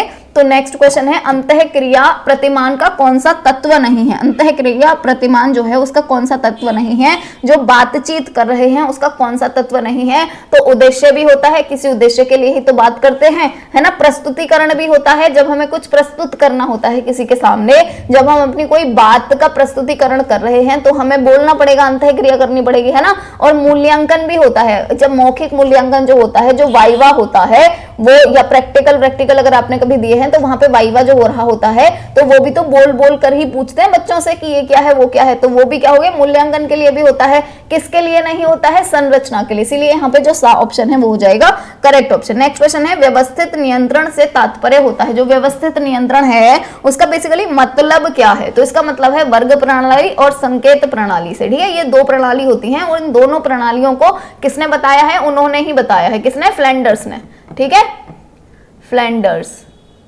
या हिंदी में लिखो तो ये ऐसे हो जाएगा फ्लेंडर्स, है ना। तो इनके भी बारे में फ्लेंडर्स ने ही बात करी है, ठीक। नेक्स्ट क्वेश्चन है फ्लेंडर्स की निरीक्षण प्रविधि को कहते हैं। जो निरीक्षण प्रविधि है उसको क्या बोलते हैं, तो देखिए जैसे मैं आपको बोल रही थी कि संकेत प्रणाली और जो वर्ड प्रणाली है ये किसने दी थी, ये इन्होंने ही दी थी, फ्लेंडर्स ने, है ना। या व्यवस्थित नियंत्रण जो है उसका मतलब ये दोनों होता है, और ये किसने दिया था, फ्लेंडर्स ने दिया था। तो फ्लेंडर्स की निरीक्षण प्रविधि जो है उसको क्या बोलते हैं, संकेत प्रणाली और वर्ग प्रणाली। नेक्स्ट क्वेश्चन है फ्लेंडर्स निरीक्षण प्रविधि का उपयोग किया जाता जाता है, किसके लिए किया जाता है, शाब्दिक व्यवहार के लिए किया जाता है, ठीक है, कि जो बच्चे का शाब्दिक व्यवहार है वो कैसा है। तो आपको ये याद रखना है, इन्होंने सिर्फ और सिर्फ शाब्दिक व्यवहार के लिए बोला है, जो संकेतों वाली भाषा है उसके लिए नहीं बोला है, ठीक है, सिर्फ और सिर्फ शाब्दिक व्यवहार के लिए। मैं आपको स्टार्टिंग में बता चुकी थी कि इन्होंने शाब्दिक व्यवहार पे काम किया है। नेक्स्ट क्वेश्चन है, फ्लैंडर्स प्रविधि में शिक्षक से संबंधित वर्गों की संख्या है, ठीक है, टोटल 10 थे, 10 में से 7 किसके थे, शिक्षक के थे, ठीक है, तो यहाँ पर बा ऑप्शन जो है वो हो जाएगा करेक्ट ऑप्शन, ठीक। नेक्स्ट क्वेश्चन है, निरीक्षण प्रविधि में 10x10 मैट्रिक्स तालिका का उपयोग किया जाता है, किसके लिए किया जाता है, तो अर्थापन की प्रक्रिया में किया जाता है, ठीक। नेक्स्ट क्वेश्चन है, फ्लैंडर्स अंतःक्रिया विश्लेषण का विकास किस विश्वविद्यालय में किया गया था, ये याद रखिएगा बहुत अच्छे से। वैसे तो यहाँ पर जितने भी फ्लैंडर्स से रिलेटेड जितने भी क्वेश्चन है आपको सारे पढ़ लेने हैं, एक क्वेश्चन यहाँ से जरूर आने वाला है, ठीक है। फ्लैंडर्स की जो अंतःक्रिया विश्लेषण का विकास है किस विद्यालय में किया गया था, तो ये किया गया था मिनीसोटा विश्वविद्यालय में, ठीक है, मिनीसोटा विश्वविद्यालय में, तो सा ऑप्शन हो जाएगा यहाँ पर करेक्ट ऑप्शन। नेक्स्ट क्वेश्चन है, फ्लैंडर्स ने शाब्दिक व्यवहार को कुल कितनी श्रेणियों में बांटा है या वर्गीकृत किया है, तो ये फिर से आ गया है, शाब्दिक व्यवहार को इन्होंने कितने वर्ग में या कितनी श्रेणियों में बांटा है, 10 श्रेणियों में, ठीक है, 7 जो है वो शिक्षक की हैं, 2 जो है वो बच्चे की हैं और 1 है मौन। नेक्स्ट क्वेश्चन है, फ्लैंडर्स की अंतःक्रिया विश्लेषण तकनीक का उपयोग कक्षा में शिक्षण अधिगम की स्थिति के विश्लेषण के लिए किया जाता है। एक प्रतिपुष्टि तंत्र के रूप में यह मुख्य रूप से किस चीज को ध्यान में रखता है, तो ये ध्यान में किसको रखता है, देखो किस किस के बारे में था, ये 7 शिक्षक के और 2 छात्र के, इसीलिए यहां पर हो जाएगा शिक्षक और छात्रों के शाब्दिक व्यवहार को, ठीक है, केवल शिक्षकों के भी नहीं और केवल शिक्षक और छात्रों के अशाब्दिक, तो अशाब्दिक के लिए भी नहीं है, ये भी गलत हो जाएगा, ठीक है, यहाँ पर है शिक्षक और छात्रों के शाब्दिक और अशाब्दिक, अशाब्दिक का तो बिल्कुल भी नहीं है, सिर्फ और सिर्फ शाब्दिक का है, तो शिक्षक और छात्रों के शाब्दिक व्यवहार, ठीक है। इसीलिए मैं बोलती हूँ कि जो भी मैं बोलती हूँ कि यहाँ से ये चीज समझ लो, वो समझ लोगे तो सारी चीजें क्लियर हो जाएंगी ऐसे ही, ठीक है। नेक्स्ट है, भाषा को विभाजित किया जाता है, जो भाषा है उसको विभाजित किया जाता है दोनों की दृष्टि से, प्रयोगों की दृष्टि से और व्यवहारिक दृष्टि दोनों से, इसीलिए जो सा ऑप्शन है वो सही हो जाएगा। नेक्स्ट क्वेश्चन है, चार्ल्स एम ग्लोबे निरीक्षण प्रणाली का निर्माण जो है वो कौन से सन में हुआ था, तो ये हुआ था 1969 में। हर्बर्ट की सामान्य शिक्षण विधि में कितने पद थे, अगर हम हर्बर्ट की बात करें तो इनके थे 4 पद, ठीक। चलिए नेक्स्ट क्वेश्चन की तरफ शिफ्ट होंगे, तो नेक्स्ट क्वेश्चन है, किसी भी कक्षा के 2 जीवन घटक होते हैं, ठीक है, किसी भी कक्षा के 2 जीवन घटक होते हैं और वो 2 जीवंत घटक यानी कि जो जीवित होते हैं वो घटक 2 हैं, वो कौन कौन से हैं, ठीक है, तो जीवंत घटक कौन से होंगे, 2 कौन से होंगे, एक तो शिक्षक होना जरूरी है और एक क्या होना जरूरी है, एक होना जरूरी है बच्चे को क्या बोलते हैं, शिक्षार्थी, ठीक है, शिक्षार्थी, ये दोनों चीजें हैं जरूरी, ठीक है। पाठ्यक्रम ना हो, टीचर अपने मन से पढ़ा सकता है, जो वो सोचे कि चलो ये नहीं आता आज मैं ये पढ़ा सकता हूँ, ठीक है, डस्टर ना हो, चौक ना हो, ब्लैक बोर्ड ना हो, कुछ भी ना हो, ये दोनों चीजें भी अगर हो ना तो भी पढ़ाई हो जाएगी आराम से, ठीक है। तो शिक्षक और शिक्षार्थी जो है वो दोनों हैं जीवंत घटक यानी कि जीवित घटक, ठीक। नेक्स्ट क्वेश्चन है, भाषा की कक्षा में यह जरूरी है कि जो भाषा की कक्षा में यह जरूरी है कि जो भाषा शिक्षक है वो भाषा का पूर्ण ज्ञाता हो, ठीक है, बा ऑप्शन। जो भी भाषा शिक्षक है, जैसे जो इंग्लिश का टीचर है उसको इंग्लिश अच्छे से आनी चाहिए, तभी तो वो सिखा पाएगा बच्चे को, जो भी हिंदी का टीचर उसको हिंदी अच्छे से आनी चाहिए, जो मैथ का टीचर उसको मैथ अच्छे से आनी चाहिए, है ना, तो जो भी टीचर जिस भी भाषा का है उसको वो भाषा अच्छे से आनी चाहिए। नेक्स्ट क्वेश्चन है, बच्चे बोलचाल की भाषा का अनुभव लेकर विद्यालय आते हैं, इसका निहितार्थ है, ठीक है। जैसे मैंने आपको बोला था, आपको हमेशा याद रखना है, बच्चा जो है वो बहुत सारा अपने आप ऑलरेडी बहुत सारी चीजें सीख के आया है, हमें हमेशा ये याद रखना है। ऐसे नहीं याद रखना है कि अगर उसका नर्सरी में भी 1 एडमिशन हो रहा है ना, तो भी हमें ये सोच के रखना है कि ये नर्सरी में एडमिशन के लिए आ रहा है, पहली क्लास में ही आ रहा है, पर फिर भी इसको बहुत सारी चीजें आती हैं ऑलरेडी इसको बहुत अनुभव है, हमने ये समझना है ना। तो जैसे यहाँ पर भी यही लिखा हुआ, बच्चे बोलचाल की भाषा का अनुभव लेकर विद्यालय आते हैं ना, कि उन्हें ऑलरेडी अनुभव है। इस बात का जो निहितार्थ है वो क्या है, इस बात का निहितार्थ है कि जो बच्चे हैं उनके भाषाई अनुभव का उचित प्रयोग किया जाए, जो भी उनको अनुभव है, जो भी चीजें उनको आ रही हैं उसका यूज करके बच्चों को सिखाया जाए, ठीक। नेक्स्ट क्वेश्चन है कि कौन सा प्रश्न बच्चों की भाषा क्षमता का सही आकलन करेगा, है ना, कि भाषा क्षमता यानी कि उनको जो लैंग्वेज है वो कितना आ रही है, अगर आप वो टेस्ट करना चाहते हो तो आपको कौन सा प्रश्न आप पूछोगे बच्चे से, ठीक है। तो लड़की ने किसके दाम नहीं बताए, है ना, ये आप पूछोगे तो वो तो एक बात में आंसर दे देगी। जैसे कि लड़की जो है वो अगर कहीं पर गई है, जैसे आप कहानी सुना रहे हो कि एक लड़की है वो मार्केट गई है, वो सेब लेके आ रही है, संतरा लेके आ रही है, फिर कि अगर उसकी मम्मी ने पूछा कि बेटा ये इसके आम के कितने पैसे हुए, तो उसने उसके दाम नहीं बताए, है ना। तो अगर आप ऐसे बच्चे को बोल रहे हो कि बेटा लड़की ने किसके दाम नहीं बताए, तो वो सीधा बोल देगी आम। इससे आप भाषा का पता नहीं कर पाए ना, क्योंकि उसने एक ही वर्ड बोला है। ठीक है, नेक्स्ट है लड़की टोकरी में क्या बेच रही थी, है ना। आप कहानी सुना रहे हो, लड़की है वो टोकरी में ये बेच रही थी, ये बेच रही थी, ठीक है। तो वो लड़की टोकरी में क्या बेच रही थी, तो अगर वो सेब बेच रही थी, बच्चा सिर्फ ये बोल पाएगा कि सेब बेच रही थी, सेब, इतना बोल पाएगा, उसमें भी उसके भाषा का आप पता नहीं लगा पाओगे। नेक्स्ट है यदि तुम आप बेचोगे तो उसके कितने दाम लोगे और क्यों। ठीक है, ये वाला क्वेश्चन बढ़िया है, क्योंकि यहां पर आप बच्चे को बोल रहे हो कि अगर तुम आम बेचोगे तो तुम उसके कितने दाम लोगे और क्यों लोगे। तो बच्चा बोलेगा मैं इसके इतने दाम लूंगा और मैं इसलिए लूंगा क्योंकि मैं भी तो किसी से लेके आया हूं, मैं भी तो उसको पैसे दे के आया हूं, इसीलिए मेरे को भी तो कमाना है। तो वो इतनी सारी कहानी बताएगा ना, उससे आप उसकी भाषा का पता लगा सकते हैं। ठीक है, नेक्स्ट जो क्वेश्चन है वो आजकल आम का दाम कितना है। तो बच्चा जो है क्या बोलेगा, 20 चल रहा है, 25 चल रहा है। अगर उसको पता होगा तो बता देगा, नहीं पता होगा तो नहीं बताएगा। ठीक है, इसीलिए जो सा ऑप्शन है वहां पर बच्चा सबसे ज्यादा बोलेगा। भाषा क्षमता का आप सही से टेस्ट कैसे ले सकते हो कि बच्चे को भाषा कितनी आ रही है, उसे ज्यादा से ज्यादा बुलवा के, और ज्यादा से ज्यादा आप किस क्वेश्चन में बुलवा सकते हो, सा वाले क्वेश्चन में बुलवा सकते हो ज्यादा से ज्यादा। ठीक, चलिए नेक्स्ट क्वेश्चन की तरफ शिफ्ट होंगे।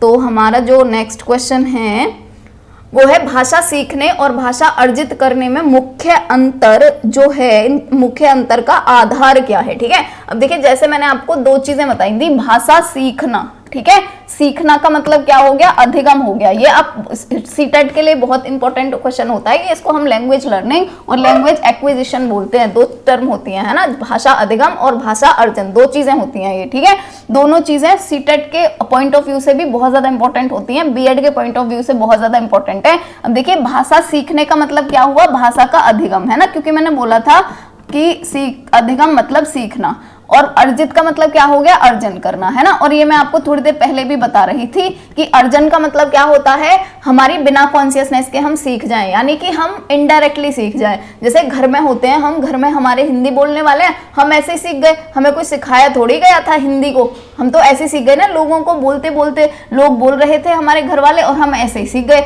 जबकि भाषा सीखना यानी कि अधिगम करने का मतलब क्या है, अधिगम करने का मतलब है हमें पूरे व्याकरण के रूल सिखाए जा रहे हैं। जैसे इंग्लिश में सिखाए जाते हैं कि जहां है वहां इज एम आर लगाना है, जहां था है वहां पे वाज वर लगाना है, ठीक है, जहां पे गागी गया जाएगा वहां पे आपको शैल और विल लगाना है। तो ये हमें पूरे रूल्स सिखाए गए ना, तब जाके हम हिंदी सीखे, तो तब जाके सॉरी हम इंग्लिश सीखे, है ना। तो अधिगम का मतलब क्या हो गया, बेसिकली ऐसे याद रख लो, इंग्लिश सीखना, और अर्जन का मतलब क्या हो गया, जो हम घर में हिंदी सीख रहे हैं, है ना, वो हो गया अर्जन का मतलब। तो देखिए दोनों में अंतर का आधार जो होगा वो बेसिकली क्या होगा, भाषा परिवेश का। ठीक है, भाषा परिवेश मतलब जहां पे आप भाषा को सीख रहे हो वो परिवेश, है ना। अगर आप घर में सीख रहे हो तो क्या हो जाएगा, भाषा अर्जन हो जाएगा, और अगर आप स्कूल में सीख रहे हो तो भाषा क्या हो जाएगा, अधिगम हो जाएगा। ठीक है, इसलिए परिवेश का अंतर है, जहां पर आप सीख रहे हो उस जगह का अंतर है। नेक्स्ट क्वेश्चन है, हिंदी भाषा शिक्षक का यह प्रयास होना चाहिए कि वे हिंदी भाषा का जो शिक्षक है उसका प्रयास क्या होना चाहिए। तो उसका प्रयास होना चाहिए कि जो बच्चा है उसकी भाषा संबंधी सहज रचना शक्ति को बढ़ने का अवसर दे। ठीक है, अब यहाँ पे आपको मैं एक चीज और बता दूं, जैसे यहाँ पर ऑप्शन जो है वो ये है कि बच्चे की भाषा संबंधी सहज रचना शक्ति को बढ़ने का अवसर दे। रचना शक्ति का मतलब क्या है, जैसे वो अपनी तरफ से कहानियां बुने। ठीक है, तो आपको बेसिकली हिंदी के अंदर क्या करना है, हिंदी या किसी भी लैंग्वेज के अंदर, कि आपको है ना रटंत प्रणाली पे बिल्कुल फोकस नहीं करना है। आपको कहाँ पे फोकस करना है कि बच्चे को कहानी सुनाओ, उस कहानी में से उससे क्वेश्चन पूछो। ठीक है, बेसिकली यहाँ पे हमें बच्चों को इस तरीके से सिखाना है। ठीक है, रचना शक्ति बढ़ानी है बच्चे की। ठीक है, उसको ऐसे कहानी उसको सोचने पे उसको बोलो कि बेटा ये कहानी है, ऐसे ऐसे बताओ तुम होते तो तुम क्या करते। ठीक है, या फिर उसको कुछ तुमने कहानी बता दी, अब तुम बताओ, अब तुम बच्चे को बोलो कि बेटा देखो ये कहानी है, अब बताओ इसके आगे क्या होगा, ये होगा वो होगा। तो आपको ये सारी चीजें करनी है, बेसिकली कहानियों के माध्यम से बच्चे को सिखाना है। ठीक है, इसीलिए यहाँ पर जो बा ऑप्शन है वो हो जाएगा करेक्ट ऑप्शन। ठीक, चलिए नेक्स्ट क्वेश्चन की तरफ बढ़ेंगे। तो नेक्स्ट क्वेश्चन है भाषा सीखने के संदर्भ में कौन सा कथन सही है, भाषा सीखते हैं उसके संदर्भ में कौन सा क्वेश्चन जो है वो सही है। तो यहाँ पर सा ऑप्शन सही हो जाएगा, यानी बच्चे में भाषा अर्जित करने की जन्मजात क्षमता होती है। ठीक है, बच्चे में भाषा अर्जित करने की जन्मजात क्षमता होती है। अब जन्मजात क्षमता जो है इसका मतलब क्या हो गया, जन्मजात का मतलब क्या होगा। देखिए यहाँ पे ना बेसिकली अब आप एक चीज और सीखेंगे जिसका नाम होता है लेड, आप वो भी देखेंगे। लेड जो होता है इसका फुल फॉर्म होता है लैंग्वेज एक्विजिशन डिवाइस। ठीक है, इस यहाँ पर एक साइंटिस्ट थे जिनका नाम था नोम चॉम्स्की।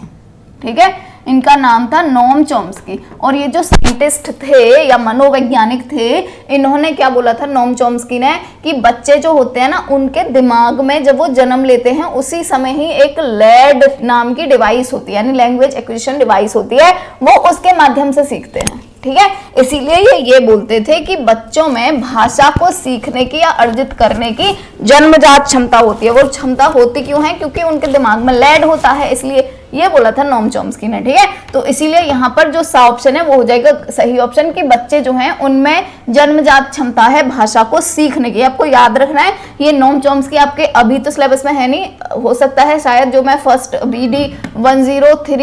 BD 101 सॉरी, ये BD 101 जो है ना, इसमें ये नोम चॉम्स्की का बहुत लंबा चौड़ा टॉपिक है, वो अभी नहीं होगा। अगर तो BD जो आप ये सेकेंड सेमेस्टर में आएंगे 201, वहां पर आपको जरूर मिलेगा नोम चॉम्स्की। ठीक है, अभी मैंने ये सिलेबस थोड़ा अच्छे से देखा नहीं, हो सकता है 3rd 4th यूनिट में हो अभी ही आपके, तो नोम चॉम्स्की बहुत ज्यादा इंपॉर्टेंट टॉपिक होता है। ठीक है, तो यहाँ पर चलिए नेक्स्ट क्वेश्चन पढ़ेंगे। भाषा सीखने और भाषा अर्जित करने में अंतर का मुख्य आधार क्या है। ठीक है, मुख्य आधार जो है वो क्या है, तो भाषा का उपलब्ध परिवेश, ये हम पहले ही पढ़ चुके हैं। परिवेश जहां पे रहकर हम सीख रहे हैं, मेन अंतर होता है परिवेश का। ठीक, नेक्स्ट क्वेश्चन है बच्चों की मौखिक अभिव्यक्ति का विकास करने के लिए सबसे कम प्रभावी तरीका कौन सा है। ठीक है, अगर आप उनको बोलना सिखा रहे हो, मौखिक अभिव्यक्ति मतलब उनको बेसिकली बातचीत करना सिखा रहे हो, बोलना सिखा रहे हो, वहां पर सबसे कम प्रभावी यानी सबसे कम जो प्रभावशाली तरीका होगा वो कौन सा होगा, तो वो होगा व्याकरण आधारित संरचना या फिर अभ्यास। जैसे मैंने आपको बताया था कि जहां भी आप समझ लो कि अभ्यास कराना है, बच्चे को रटवाना है, रूल्स सिखाने हैं, उस क्वेश्चन को तो बिल्कुल गलत कर दो सबसे पहले। ठीक है, नेक्स्ट क्वेश्चन है लिखने की क्षमता का विकास बोलने, सुनने और पढ़ने की क्षमता की संगति में होना चाहिए। ये जो विचार है ये सत्य है। ठीक है, कि लिखने की क्षमता का जो विकास है, जो लिखेंगे हम, वो बोलने, सुनने और पढ़ने की क्षमता की संगति में होना चाहिए। ठीक है, एक आप मीनिंग पढ़ेंगे LSRW, है ना, ये बेसिकली ये चलता है लिसनिंग और S से क्या होता है, R से तो रीडिंग होता है, W से होता है राइटिंग, ये होता है लिसनिंग और ये होता है स्पीकिंग। ठीक है, यानी लिसनिंग का मतलब हो गया सुनना, और S का मतलब हो गया बोलना, स्पीकिंग यानी कि बोलना, और R का मतलब हो गया रीड करना, और W का मतलब हो गया राइट करना यानी कि लिखना, है ना, और ये रीड का मतलब क्या होता है, पढ़ना। ठीक है, तो बेसिकली ना जो ये आप आगे पढ़ेंगे भी, है ना, सीटेट में भी पढ़ते हैं LSRW का फॉर्मूला, कि सबसे पहले बच्चा क्या सीखता है, L सीखता है, यानी सुनना। सबसे पहले वो सुनेगा, फिर जो सुनता है उसको बोलना सीखता है, जो वो सुन रहा है वो बोलेगा। इसके बाद में बच्चा पढ़ना सीखेगा। जैसे आप पहले उसको लिखवाते थोड़ी हैं, पहले बढ़ाते हैं कि ये 1 है, ये 2 है, ये 3 है, जो लिखा होता है ऑलरेडी नोटबुक्स में, है ना, उसके बाद में आप उसको लिखवाते हैं। तो बेसिकली ये फॉर्मूला होता है LSRW करके, इसको ट्रिक करके याद रखते हैं LSRW, है ना। तो ये देखिए यहाँ पर जो भी चीजें है ना, ये चारों, इनको ऐसे बोलते हैं कि चारों चीजों को हमें एक साथ ही सिखाना है ना, जैसे सुनने के साथ बोलना सिखाना है और पढ़ने के साथ लिखना सिखाना है। ठीक है, तो यहाँ पर भी यही ही बोल रहे हैं कि जो लिखने की क्षमता का विकास है वो बोलने, सुनने और पढ़ने की क्षमता की संगति में होना चाहिए, है ना, सबको एक साथ सिखाना चाहिए। तो ये क्या है, पूर्णतया सत्य बात है। नेक्स्ट क्वेश्चन है कि बच्चों की सशक्त लेखन क्षमता का परिचायक है। सशक्त लेखन क्षमता का परिचायक क्या है, मौलिक विचार। ठीक है, जितना बच्चे को विचार आएंगे उतना ही ज्यादा वो लिख सकेगा। ठीक है, जैसे आप अब पेपर, अभी तो खैर आपके MCQs हो रहे हैं, अगर आपके वो लिखने वाले होते, थ्योरेटिकल पेपर होते, तो आपकी भी जितनी ज्यादा लिखने वाली क्षमता होती, ठीक है, जितने ज्यादा आपके अंदर बेसिकली विचार आते, ठीक है, आप उतना ज्यादा लिख पाते। इसीलिए कभी कभी क्या करते हैं हम, जैसे हमने 100 वर्ड्स याद करें पर हम उनमें से 70-80 लिख पाते हैं, है ना। और बहुत से बच्चे 100 वर्ड याद करके जाते हैं, लेकिन उसमें 150 लिखाते हैं, 50 अपनी तरफ से जोड़ आते हैं ना। क्यों? क्योंकि उनके अंदर मौलिक विचार बहुत ज्यादा है। तो लेखन क्षमता जो है, लिखने की क्षमता किसकी सबसे ज्यादा होगी? जिसके अंदर विचार ज्यादा होंगे। नेक्स्ट क्वेश्चन है, लोकगीतों को भाषा की कक्षाओं में स्थान दिया जाना चाहिए। क्यों दिया जाना चाहिए? क्योंकि इससे बच्चे के जो संस्कृत विशेषताएं हैं ना, उनसे परिचित होते हैं बच्चे, ठीक है। क्यों? क्योंकि लोकगीत जो हैं उन्हीं में ही क्या होता है, उन्हीं में ही हमारी संस्कृत छिपी हुई है, उन्हीं में ही हमारी संस्कृति छिपी हुई है बेसिकली, है ना। तो इसीलिए उनको, बच्चों को बढ़ावा देना चाहिए कि बेटा जो लोकगीत हैं उनमें, उनको भी आप सुनो, उनको भी आप बोलो, गाओ, ठीक। नेक्स्ट क्वेश्चन है, किसी भाषा कक्षा में कहानी कथन की आवश्यकता के संदर्भ में कौन सा तर्क उचित नहीं है? कौन सी चीज है जो सही नहीं है? कहानी कथन। कहानी कथन मतलब बच्चा जो है, आप उसको कहानियां सुना रहे हो, उसमें क्या चीज सही नहीं है? इनमें से तो सा ऑप्शन जो है, सभी बच्चे की क्षमता अनुसार कल्पना शक्ति का विकास होता है, ठीक है। ये क्वेश्चन जो है वो सही नहीं है, ठीक है, कि बच्चों की क्षमता अनुसार कल्पना शक्ति का विकास होता है, ऐसा नहीं है। बच्चा जितना अपनी कल्पना शक्ति का विकास करना चाहेगा और जितनी आप उसमें हेल्प करेंगे, उतना ही ज्यादा उसकी कल्पना शक्ति बढ़ेगी। नेक्स्ट क्वेश्चन है कि निम्नलिखित में कौन सा प्रश्न बच्चों की भाषा क्षमता के विकास में सर्वाधिक सहायता करता है? तो सहायता सबसे ज्यादा कौन करेगा कि तितली कली के पास कब गई होगी और क्यों गई होगी, ठीक है।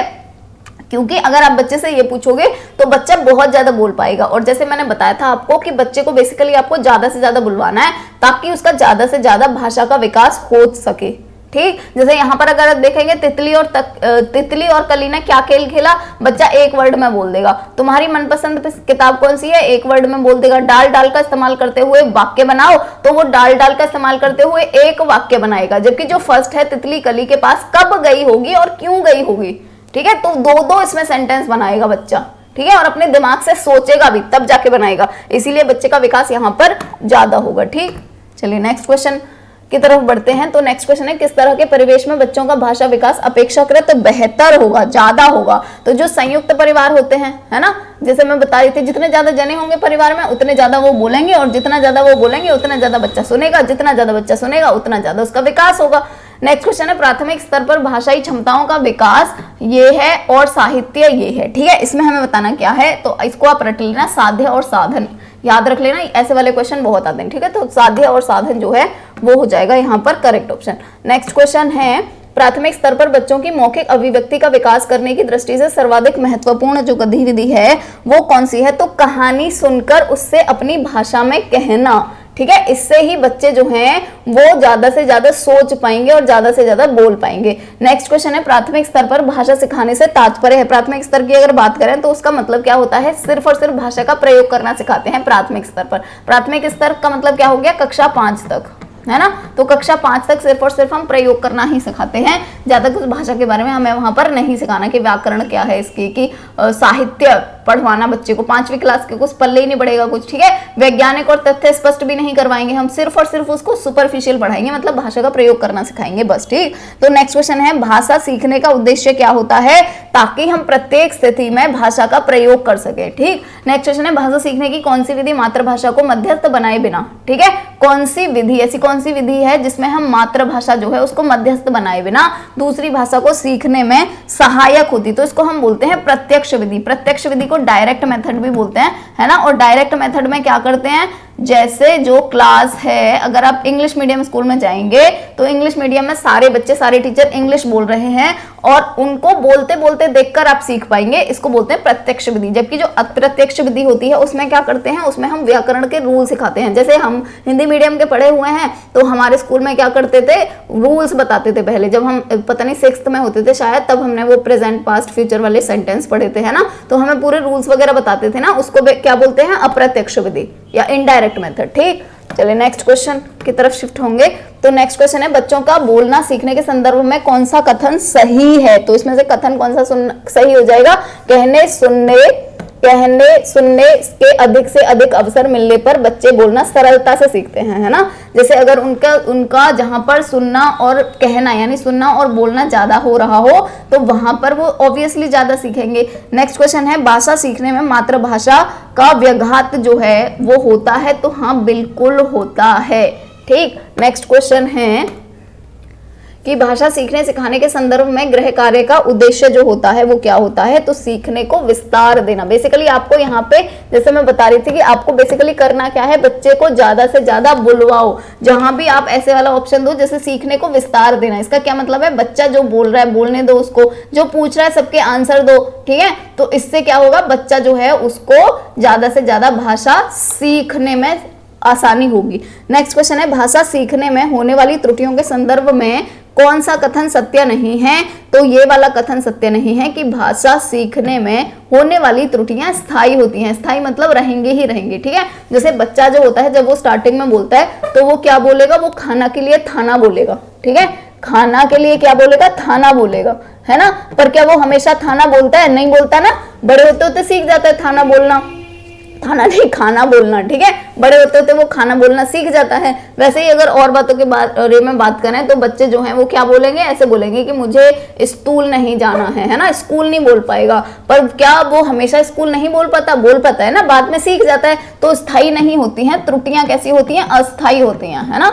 बाद में वो त्रुटियां जो है वो सही हो जाती हैं। चलिए नेक्स्ट क्वेश्चन की तरफ शिफ्ट होंगे। भाषा अर्जन के संबंध में कौन सा कथन सत्य है, इसमें से सत्य कथन जो है वो कौन सा है, तो सत्य कथन हो जाएगा कि समाज सांस्कृतिक परिवेश के अनुसार अर्थ ग्रहण करने की प्रक्रिया स्वाभाविक होती है। नेक्स्ट क्वेश्चन है, कक्षा 1 के बच्चे एवं डैश से प्राप्त बोलचाल की भाषा के अनुभवों को लेकर ही विद्यालय आते हैं, ठीक है। तो घर परिवार और परिवेश जो होता है, क्या ऑप्शन हो जाएगा यहाँ पे, घर परिवार और परिवेश, है ना। कि कक्षा 1 के जो बच्चे हैं, पहली में उनका एडमिशन हो रहा है, तो उनके पास अनुभव जो होगा कहाँ का होगा, घर परिवार का होगा और परिवेश का होगा, जहां पर वो रह रहे हैं, है ना, वहीं का ही होगा। क्योंकि एक का है, वो कहीं अलग स्कूल तो गया है नहीं अभी, ठीक। चलिए नेक्स्ट क्वेश्चन की तरफ शिफ्ट होंगे। तो नेक्स्ट क्वेश्चन है, विद्यालय के बाहर का जो जीवन होता है, वहां प्राप्त ज्ञान एवं अनुभव भाषा सीखने के लिए आवश्यक प्रेरणा देते हैं। क्यों देते हैं, क्योंकि समृद्ध भाषिक परिवेश मिलता है वहां पर, ठीक है।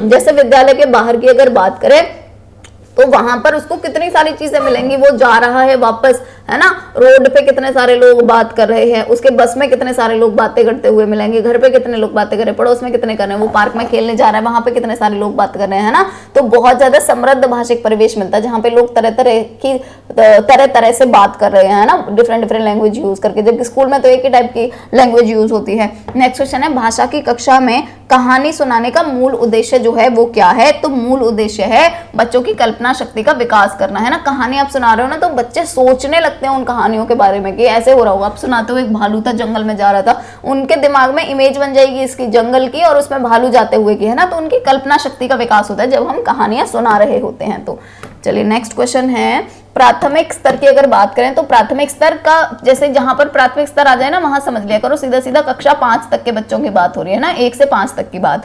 तो जो प्राथमिक स्तर के बच्चे होते हैं उनमें सहज और स्वाभाविक मौखिक अभिव्यक्ति में सबसे कम महत्वपूर्ण जो चीज है वो कौन सी है, शुद्ध उच्चारण, है ना। कक्षा 5 तक आप क्या करते हो, आपको ज्यादा कोई चीज नहीं देखनी है, बस आपको ये देखना है कक्षा 5 तक का जो बच्चा है वो भाषा का प्रयोग करना सीख जाए, है ना, भाषा का प्रयोग करना सीख जाए। जैसे उससे कुछ पूछा जा रहा है तो वो आराम से बता सके। उसको अगर पूछा जा रहा है तुम्हारे पापा कौन है, तुम्हारी मम्मी कौन है, कहाँ तुम रहते हो, है ना, वो सारी की सारी चीजों को वो बता पाए, भाषा का प्रयोग सीख पाए, बस हमें उतना सिखाना होता है कक्षा 5 तक के बच्चे को। नेक्स्ट क्वेश्चन है, प्राथमिक स्तर पर बच्चों की शुरुआती भाषा विकास में सर्वाधिक योगदान दे सकते हैं या सकती है, इसका क्या मतलब है, परिवार में होने वाली परस्पर गुणवत्ता पूर्ण बातें, है ना। तो हमेशा आपको क्या करना है, जो भी बच्चा घर पे सीख रहा है, जो भी वो इनडायरेक्टली सीख रहा है चीजें, उनको सबसे ज्यादा इंपॉर्टेंस देनी है, वहीं पर ही आपको लगा के आना है टिक, ठीक है। नेक्स्ट क्वेश्चन है, प्राथमिक स्तर की अगर हम बात करें तो प्राथमिक स्तर पर बच्चों को भाषा सिखाने का सर्वोपरि उद्देश्य जो होता है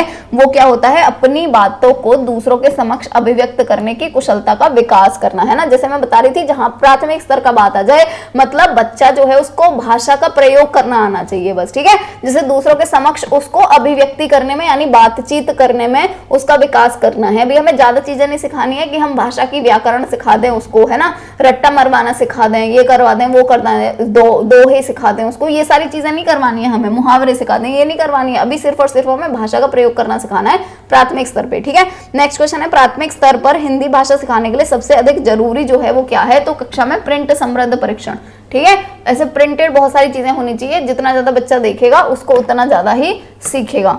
नेक्स्ट क्वेश्चन है कि भाषा सिखाने में सर्वाधिक महत्वपूर्ण है, भाषा सिखाने में अगर हम बात करें तो सर्वाधिक महत्वपूर्ण जो है, अच्छा हमारा एक जो है शायद पीछे रह गया, एक स्किप हो गया स्लाइड, ये वाला, ठीक है। तो पहले ये वाला पढ़ लेते हैं। प्राथमिक स्तर जो होता है वहां पर भाषा सीखने सिखाने में बाल साहित्य मदद करता है। क्यों करता है? बाल साहित्य का मतलब क्या है? जो बच्चों की बुक्स होती है ना, ये बाल साहित्य लिख रहा है ना, इसके क्या मतलब है? बच्चों की जो बुक्स होती है, ठीक है, वो मदद करता है। क्यों करता है? क्योंकि वहां भाषा की रंगतें प्रस्तुत करता है, इसलिए, ठीक। नेक्स्ट क्वेश्चन है, कक्षा में लिखना जो होता है वो डैश से प्रारंभ होता है। तो लिखना कहाँ से प्रारंभ होता है? चित्र बनाने से, ठीक है। बेसिकली आप जब पहले स्टार्टिंग में बच्चे को बता रहे होते हो तो क्या बनवाते हो आप? 0 बनवाते हो सबसे पहले, फिर 1 बनवाते हो। तो बच्चे के लिए तो ये चित्र ही है ना, ठीक है। तो चित्र बनाने से आप प्रारंभ कराते हो, ठीक। नेक्स्ट क्वेश्चन है, प्राथमिक स्तर पर पढ़ना सिखाने की शुरुआत करने के लिए आपके सामग्री को सर्वाधिक महत्व देंगे।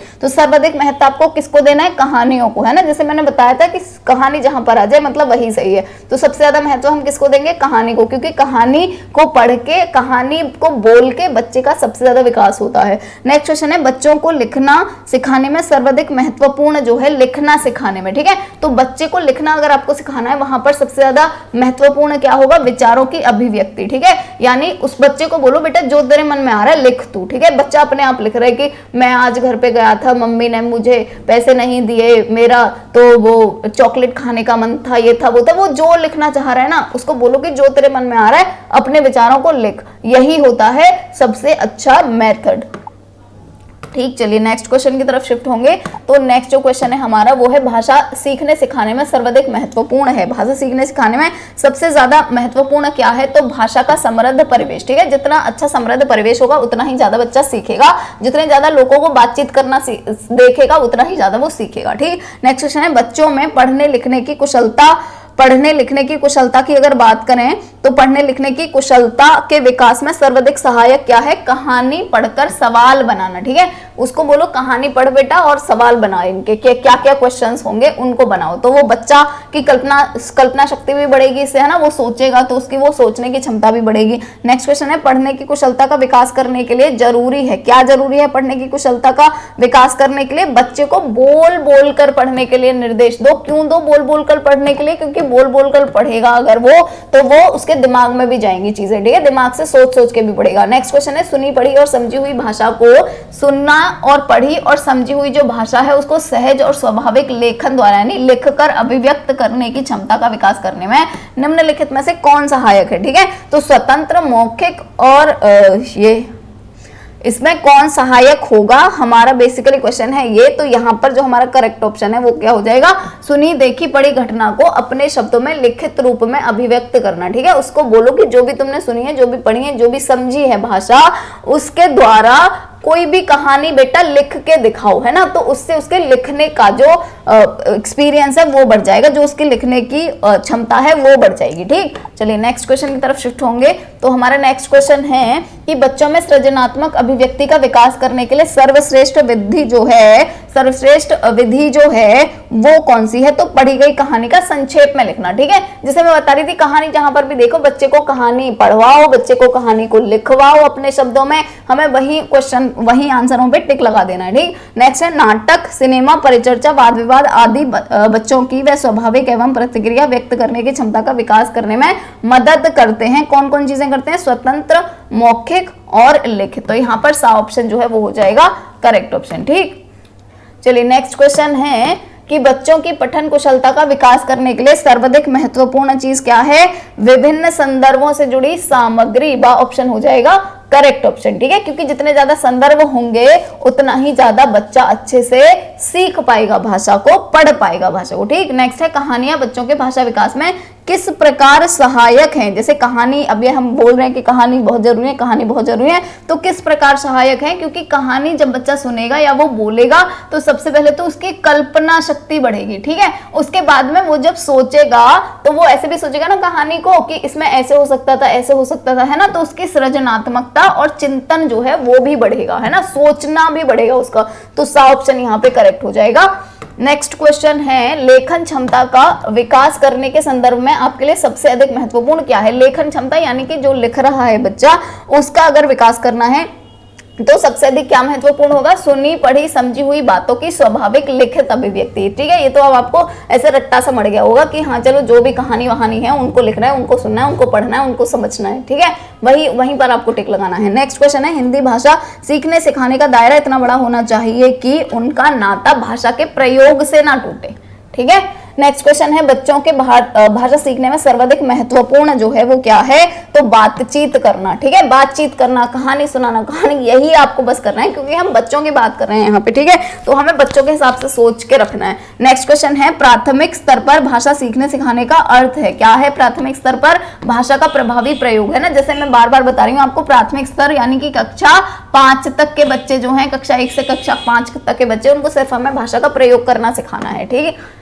चलिए नेक्स्ट क्वेश्चन है, 5वीं कक्षा यानी कि प्राथमिक स्तर हो गया, ये भी 5वीं कक्षा की सुहानी जो है वो पांचों, है ना, पांचों में ये भी आ रहा है, चंदा है, किन्हे में ये आ रहा है ना, आंखें में ये आ रहा है, दोनों में ये आ रहा है ना। यानी जो बच्ची है वो काफी कुछ सीख रही है लिखने में, कि जो सुहानी है वो काफी कुछ सीख रही है, ये सारी चीजें लिख लेती है। सुहानी के लेखन क्षमता के बारे में क्या बोलेंगे, है ना। तो जो सुहानी है वो अनुशासिक जो चिन्ह है उनके प्रयोगों के प्रति सजग है, यानी सबका प्रयोग करना वो जानती है, बेसिकली इसका मतलब हो गया ये, ठीक। नेक्स्ट जो हमारा क्वेश्चन है वो है, भाषा की कक्षा में भाषाई खेलों का आयोजन मुख्यतः, जो भाषा की कक्षा में अगर हम भाषाई खेल, है ना, जिन खेलों में भाषा का प्रयोग हो रहा है उनका आयोजन कर रहे हैं, उनको बच्चों को खिलवा रहे हैं, तो इनसे बच्चों के अंदर क्या आएगा, रोचकता आएगी और उनके अंदर जोश बढ़ेगा, कि और वो जोश बढ़ेगा तो अच्छे से सीखेंगे भी। अगर रोचकता बढ़ेगी, इंटरेस्ट बढ़ेगा, जोश बढ़ेगा तो अच्छे से वो सीखेंगे भी, ठीक। चलिए, तो हमारा जो नेक्स्ट क्वेश्चन है वो है, उच्च प्राथमिक स्तर पर बच्चों के भाषा विकास के लिए जरूरी है कि समृद्धि, किसकी समृद्धि, ठीक है, डैश समृद्धि का भाषा व अन्य विषयगत शिक्षण युक्ति में उपयोग किया जाए। तो यहाँ पे क्या आ जाएगा, यहाँ पे आएगा भाषिक और साहित्य, ठीक। नेक्स्ट क्वेश्चन है, उच्च प्राथमिक स्तर पर, ये उच्च प्राथमिक स्तर है, ठीक है, उच्च प्राथमिक स्तर पर हम कहाँ पर जाएंगे, साहित्य, ठीक है। भाषिक और साहित्य दोनों समृद्धि होनी चाहिए बच्चे के अंदर, दोनों चीजें उसको आनी चाहिए। अगर सिर्फ और सिर्फ प्राथमिक, अब ये उच्च प्राथमिक स्तर की बातें आ गई, अब ये 8th क्लास तक की बातें आ गई, 10th क्लास तक की बातें आ गई हैं, ठीक है। जबकि पहले जो हम पढ़ रहे थे वो केवल कक्षा 5 तक की बात थी, तो कक्षा 5 तक तो हमें सिर्फ और सिर्फ प्रयोग करना सिखाना है, लेकिन अब हमें साहित्य भी सिखाना है, ठीक। नेक्स्ट क्वेश्चन है, उच्च प्राथमिक स्तर पर बच्चों की भाषाई क्षमताओं का आकलन करने के लिए सर्वाधिक उपयोगी जो है वो क्या है, तो पाठ में आई कहानी को आगे बढ़ाना, ठीक है। जबकि हम वहां पर बच्चे को क्या बोलते हैं, वहां पर हम आगे नहीं बढ़वाते हैं, वहां पर हम सिर्फ पढ़वाते हैं। जो हम प्राथमिक स्तर की बात कर रहे थे वहां पर सिर्फ पढ़वाएंगे और उसको फिर सोचने के लिए बोलेंगे कि बेटा बताओ ये क्या होगा, वो क्या होगा, है ना। पर यहाँ पर हम बच्चे को आधी कहानी लिख के दे देंगे और बोलेंगे आधी कहानी को तुम पूरा करो, ठीक है। बेसिकली साहित्य हो गया ना ये, आधी कहानी को पूरा करो मतलब वो खुद वो लिखेगा कहानी, मतलब वो साहित्य लिखेगा खुद, ठीक। चलिए नेक्स्ट क्वेश्चन जो है वो है, भाषा के संदर्भ में स्कूली जीवन का यह उच्च प्राथमिक चरण डैश और डैश बोध के विकास की दृष्टि से अत्यंत महत्वपूर्ण है, ठीक है। इसका जो करेक्ट ऑप्शन क्या हो जाएगा, वो हो जाएगा सौंदर्य बोध, साहित्य बोध और सामाजिक राजनीतिक बोध। ये सारे के सारे बोध होते हैं बच्चे को। साहित्य का बोध भी होना चाहिए, उच्च प्राथमिक है, ठीक है। उच्च प्राथमिक जब मतलब बच्चा जब 12वीं कक्षा तक आ गया है, 12वीं कक्षा में उसको सारी चीजें आनी चाहिए, सौंदर्य बोध भी होना चाहिए, साहित्य बोध भी होना चाहिए और सामाजिक और राजनीतिक बोध भी होना चाहिए, सारी चीजें होनी चाहिए। कब, जब वो उच्च प्राथमिक स्तर पर आ गया है, यानी 12th क्लास का विद्यार्थी बन गया है, ठीक। नेक्स्ट क्वेश्चन है, उच्च प्राथमिक स्तर पर जो बच्चों की जो लिखित अभिव्यक्ति होती है उसका विकास करने में सबसे कम सहायक क्या है, सबसे कम सहायक क्या होगा, है ना। उच्च प्राथमिक स्तर पे आ गया, यानी 12वीं क्लास का बच्चा हो गया है, सबसे कम यहाँ पर क्या होगा, कविता की अधूरी पंक्तियों को देखकर पूरा करो, ठीक है। ये अधूरी चीजों को पूरा करना कहां पर है, माध्यमिक प्राथमिक स्तर पर, ठीक है। चलिए नेक्स्ट क्वेश्चन की तरफ बढ़ेंगे। तो नेक्स्ट क्वेश्चन जो है हमारा वो है कक्षा 8 के बच्चों की पठन अवबोधन क्षमता का विकास करने में क्या सहायक है। तो यहाँ पे नाटक का मंचन जो है ये ऑप्शन हो जाएगा करेक्ट ऑप्शन। ठीक, नेक्स्ट है उच्च प्राथमिक स्तर पर बच्चों के भाषा विकास की दृष्टि से सबसे कम महत्वपूर्ण जो है वो क्या है, ऋतुलेख। ठीक है, ऋतुलेख तो हम छोटे छोटे बच्चों को लिखवाते हैं ना, है ना, कि हिंदी में लेख लिख के लाओ, इंग्लिश में लेख लिख के लाओ, ये तो हम छोटे छोटे बच्चों को कराएंगे प्राथमिक स्तर के बच्चों पे। नेक्स्ट है उच्च प्राथमिक स्तर पर लेखन क्षमता का आकलन करते समय उच्च प्राथमिक, अच्छा ये उच्च प्राथमिक स्तर ही है, वहां पर जो मैं 12वीं बोल रही थी वो 12वीं नहीं आएगा, ये 8वीं आएगा, है ना, 8वीं आएगा। उच्च प्राथमिक है यहाँ पर, है ना, तो प्राथमिक का भी उच्च वाला स्तर है, तो ये 8वीं तक के बच्चे होंगे। ठीक, तो उच्च प्राथमिक स्तर जो होता है वहां पर जो लेखन क्षमता होती है उसका आकलन करते समय आप किस बिंदु को सर्वाधिक महत्व देंगे, तो विचारों की मौलिकता को। ठीक है, कि बच्चों के अंदर कितने सारे विचार आ रहे हैं और कैसे विचार आ रहे हैं, वो उनको कैसे लिख पा रहा है, हम इस पर विचार करेंगे, है ना। नेक्स्ट क्वेश्चन है ज्ञान से संबंधित अन्य विषयों की समझ का विकास तथा उनसे आनंद उठाने की क्षमता का विकास उच्च प्राथमिक स्तर पर भाषा सीखने का एक महत्वपूर्ण उद्देश्य है। ठीक, तो ऑप्शन हो जाएगा यहाँ पर करेक्ट ऑप्शन। चलिए नेक्स्ट क्वेश्चन है कि कक्षा कक्ष पाठ्य चर्चा का प्राथमिक अवयव है। कक्षा कक्ष पाठ्य चर्चा का मतलब क्या होता है, जो बेसिकली सिलेबस होता है। ठीक है, तो इसका जो प्राथमिक अवयव है वो क्या है, छात्र भी हैं, क्योंकि छात्रों को देख करके ही तो हम उनकी पाठ्य चर्चा बनाएंगे, सिलेबस बनाएंगे। पाठ्यक्रम और अध्यापक तीनों हैं। ठीक है, तीनों इसके प्राथमिक अवयव हैं, तो यहाँ पर उपयुक्त सभी जो है ये हो जाएगा करेक्ट ऑप्शन। ठीक, नेक्स्ट है बच्चे सामाजिक अंतःक्रिया से, सामाजिक अंतःक्रिया मतलब समाज से जो बातचीत कर रहे हैं लोग, उससे अंतःक्रिया करके भाषा सीखते हैं। ये जो विचार है ये विचार किसका है, ठीक है, तो ये आपको बहुत अच्छे से याद रखना है, ये विचार है वाइगोत्स्की का। और जब मैं आपको BD 101 वाले क्वेश्चन करवा रही थी, मैंने आपको वहां बहुत अच्छे से बोला था कि जो वाइगोत्स्की हैं इन्होंने कौन सा सिद्धांत दिया था, वाइगोत्स्की ने दिया था सामाजिक सांस्कृतिक सिद्धांत, है ना, इन्होंने विकास का ये वाला सिद्धांत दिया था। और ये मैंने याद कैसे करवाया था कि वाइगोत्स्की जो है वो रूस के वैज्ञानिक हैं, और आपको ऐसे याद रखना है कि ये रूस के व्यक्ति थे, और इन्होंने देखो कितनी अच्छी बात करी है, समाज और संस्कृति दोनों की बात करी है ना। और इसीलिए ये हमेशा क्या बोलते थे वाइगोत्स्की कि बच्चा जितना ज्यादा अंतःक्रिया करेगा समाज के साथ, यानी जितना ज्यादा वो घुलेगा मिलेगा समाज के साथ, उतना ही ज्यादा उसका विकास होगा, यानी उतना ही ज्यादा वो सीखेगा, चाहे वो भाषा हो चाहे वो और चीजें हो। ठीक है, तो जीन पियाजे नहीं, सॉरी, वाइगोत्स्की यही ही तो बोलते थे।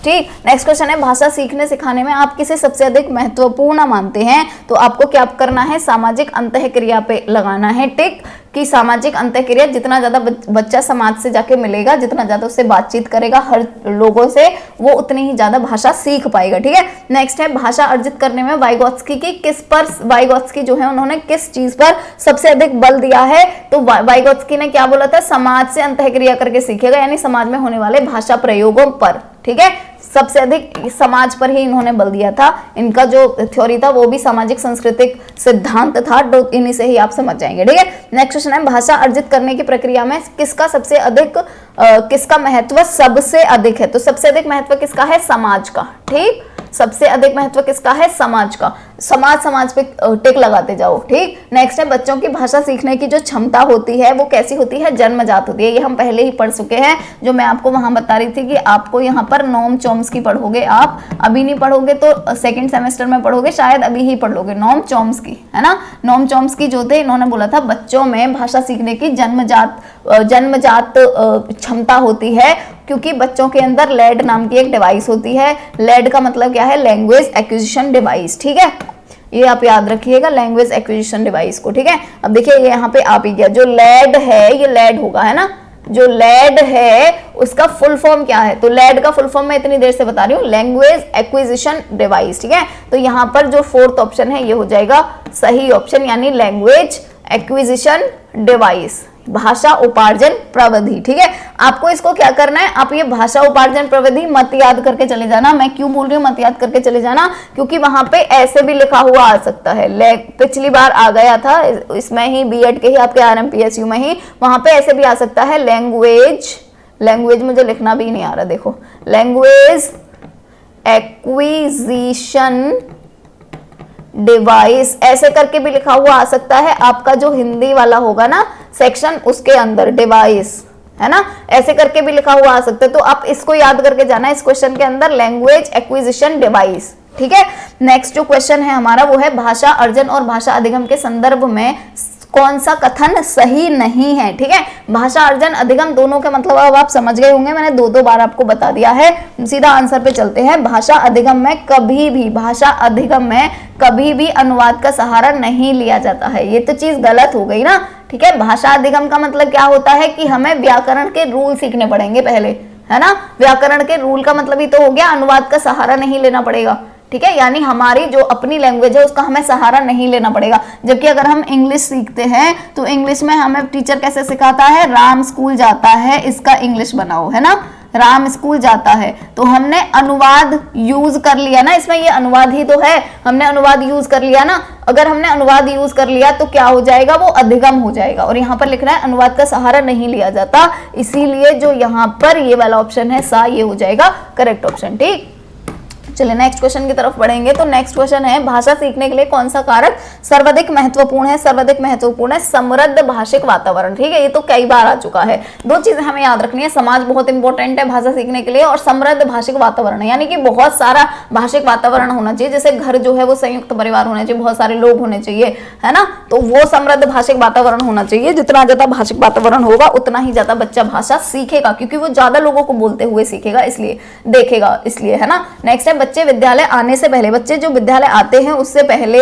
देखिए यहाँ पर मैं जैसे आपको बता रही थी कि आपको ये देखना है कि बच्चे जो हैं वो बहुत सारी चीजें सीख के आ रहे हैं ऑलरेडी। ठीक है, तो जैसे अपनी भाषा की नियमबद्ध व्यवस्था की व्यवहारिक कुशलता के साथ आते हैं। ठीक है, उनको जो उनकी भाषा है उनको वो बहुत अच्छे से आती है, वो उसकी कुशलता के साथ आते हैं, है ना। कोरी स्लेट होते हैं, ये तो आपको बिल्कुल भी नहीं लिखना है कि बच्चे कुछ नहीं जानते, तो आपको लिखना ही नहीं है, क्योंकि आपको क्या मानना है, बच्चे तो भगवान है ना, भाषा का संयुक्त उपयोग करने में समर्थ नहीं होते हैं, है ना। तो ये भी गलत हो गया, बच्चे समर्थ नहीं होंगे, बच्चे तो भगवान है आपके लिए। ठीक, चलिए नेक्स्ट क्वेश्चन की तरफ शिफ्ट होंगे।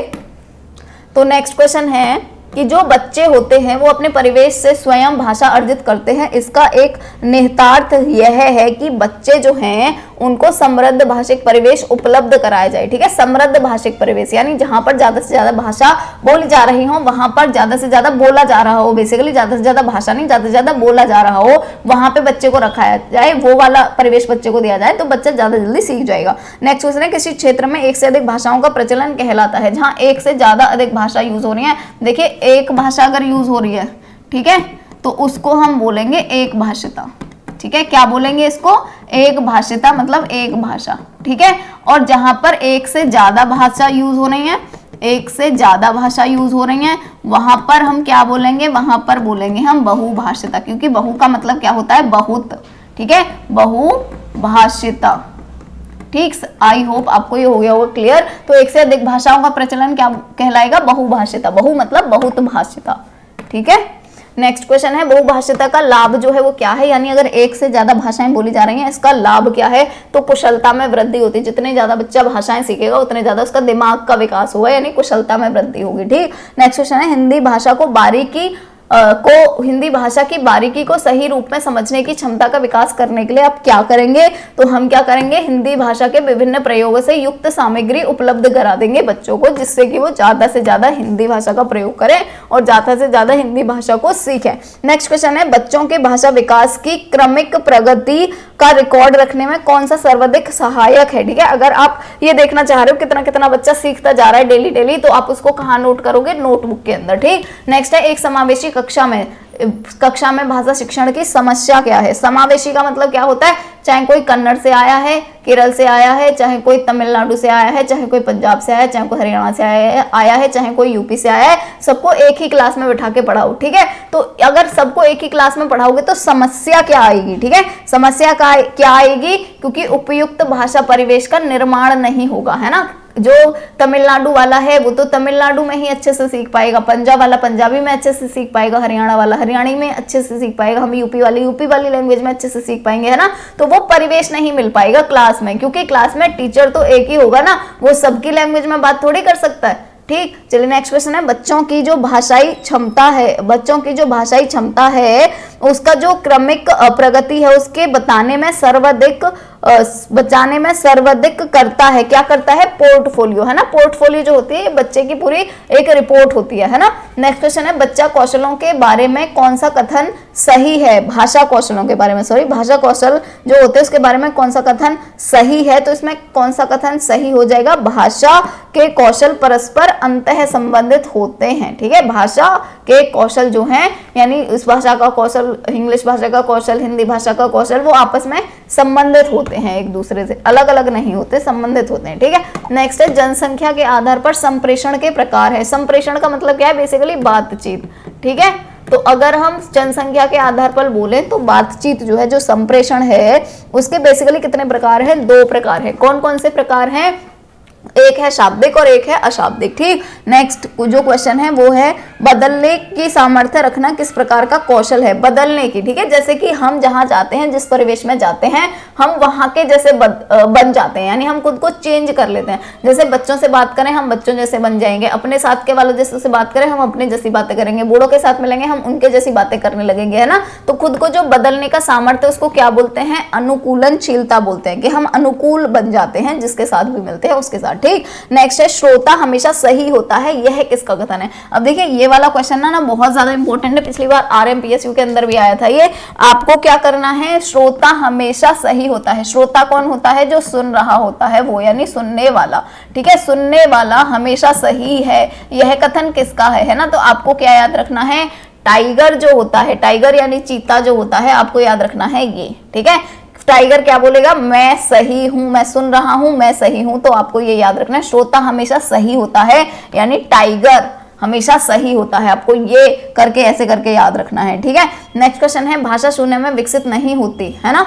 शून्य में विकसित नहीं होने का बेसिकली मतलब क्या है कि अगर आपने बच्चे को अकेला छोड़ दिया है तो वो बोलना सीखेगा ही नहीं, है ना, क्योंकि ना वो सुन रहा है किसी को बोलते हुए, तो कैसे बोलना सीखेगा। शून्य का मतलब क्या है, जहां पर कोई भी नहीं है, ठीक है। तो भाषा जो है वो शून्य में विकसित नहीं हो सकती। इसका शैक्षिक निहितार्थ है कि भाषा सीखने के लिए अनिवार्य है, क्या अनिवार्य है भाषा सीखने के लिए, तो भाषा सीखने के लिए अनिवार्य है सामाजिक अंतःक्रिया। अगर सामाजिक अंतःक्रिया नहीं होगी यानी शून्य होगा तो भाषा का विकास भी नहीं होगा, भाषा बच्चा सीख ही नहीं पाएगा, ना बोलना, ना लिखना, ना कुछ भी, ठीक। नेक्स्ट है पढ़कर समझना, है ना।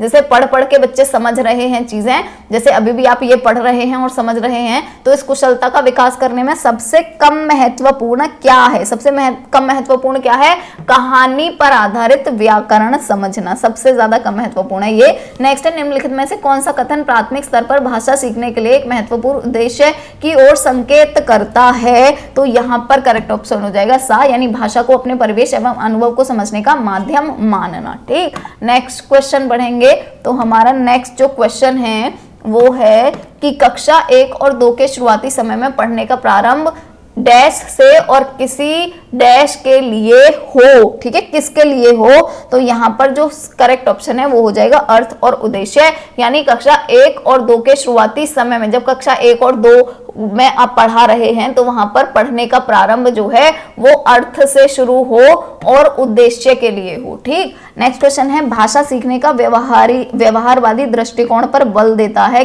किस पर बल देता है, अनुकरण पर, यानी कॉपी करके सीखो, नकल करके सीखो, ऐसे तो सीखते हैं हम भाषा, ठीक है। चलिए तो आज के जो क्वेश्चन थे वो आपकी जो BD 103 है इसकी फर्स्ट यूनिट फिनिश हो गई है पूरी की पूरी, ठीक है, यूनिट फर्स्ट फिनिश। जैसे कि मैं बता रही थी, अब अगर जो 200 तक भी क्वेश्चन हुआ करेंगे, इसके 200 के करीब ही थे, तो 200 तक अगर क्वेश्चन हुआ करेंगे तो मैं एक ही वीडियो में सारे के सारे क्वेश्चंस करा दिया करूंगी, चाहे वीडियो थोड़ी सी बेशक लंबी हो जाएगी, ठीक है।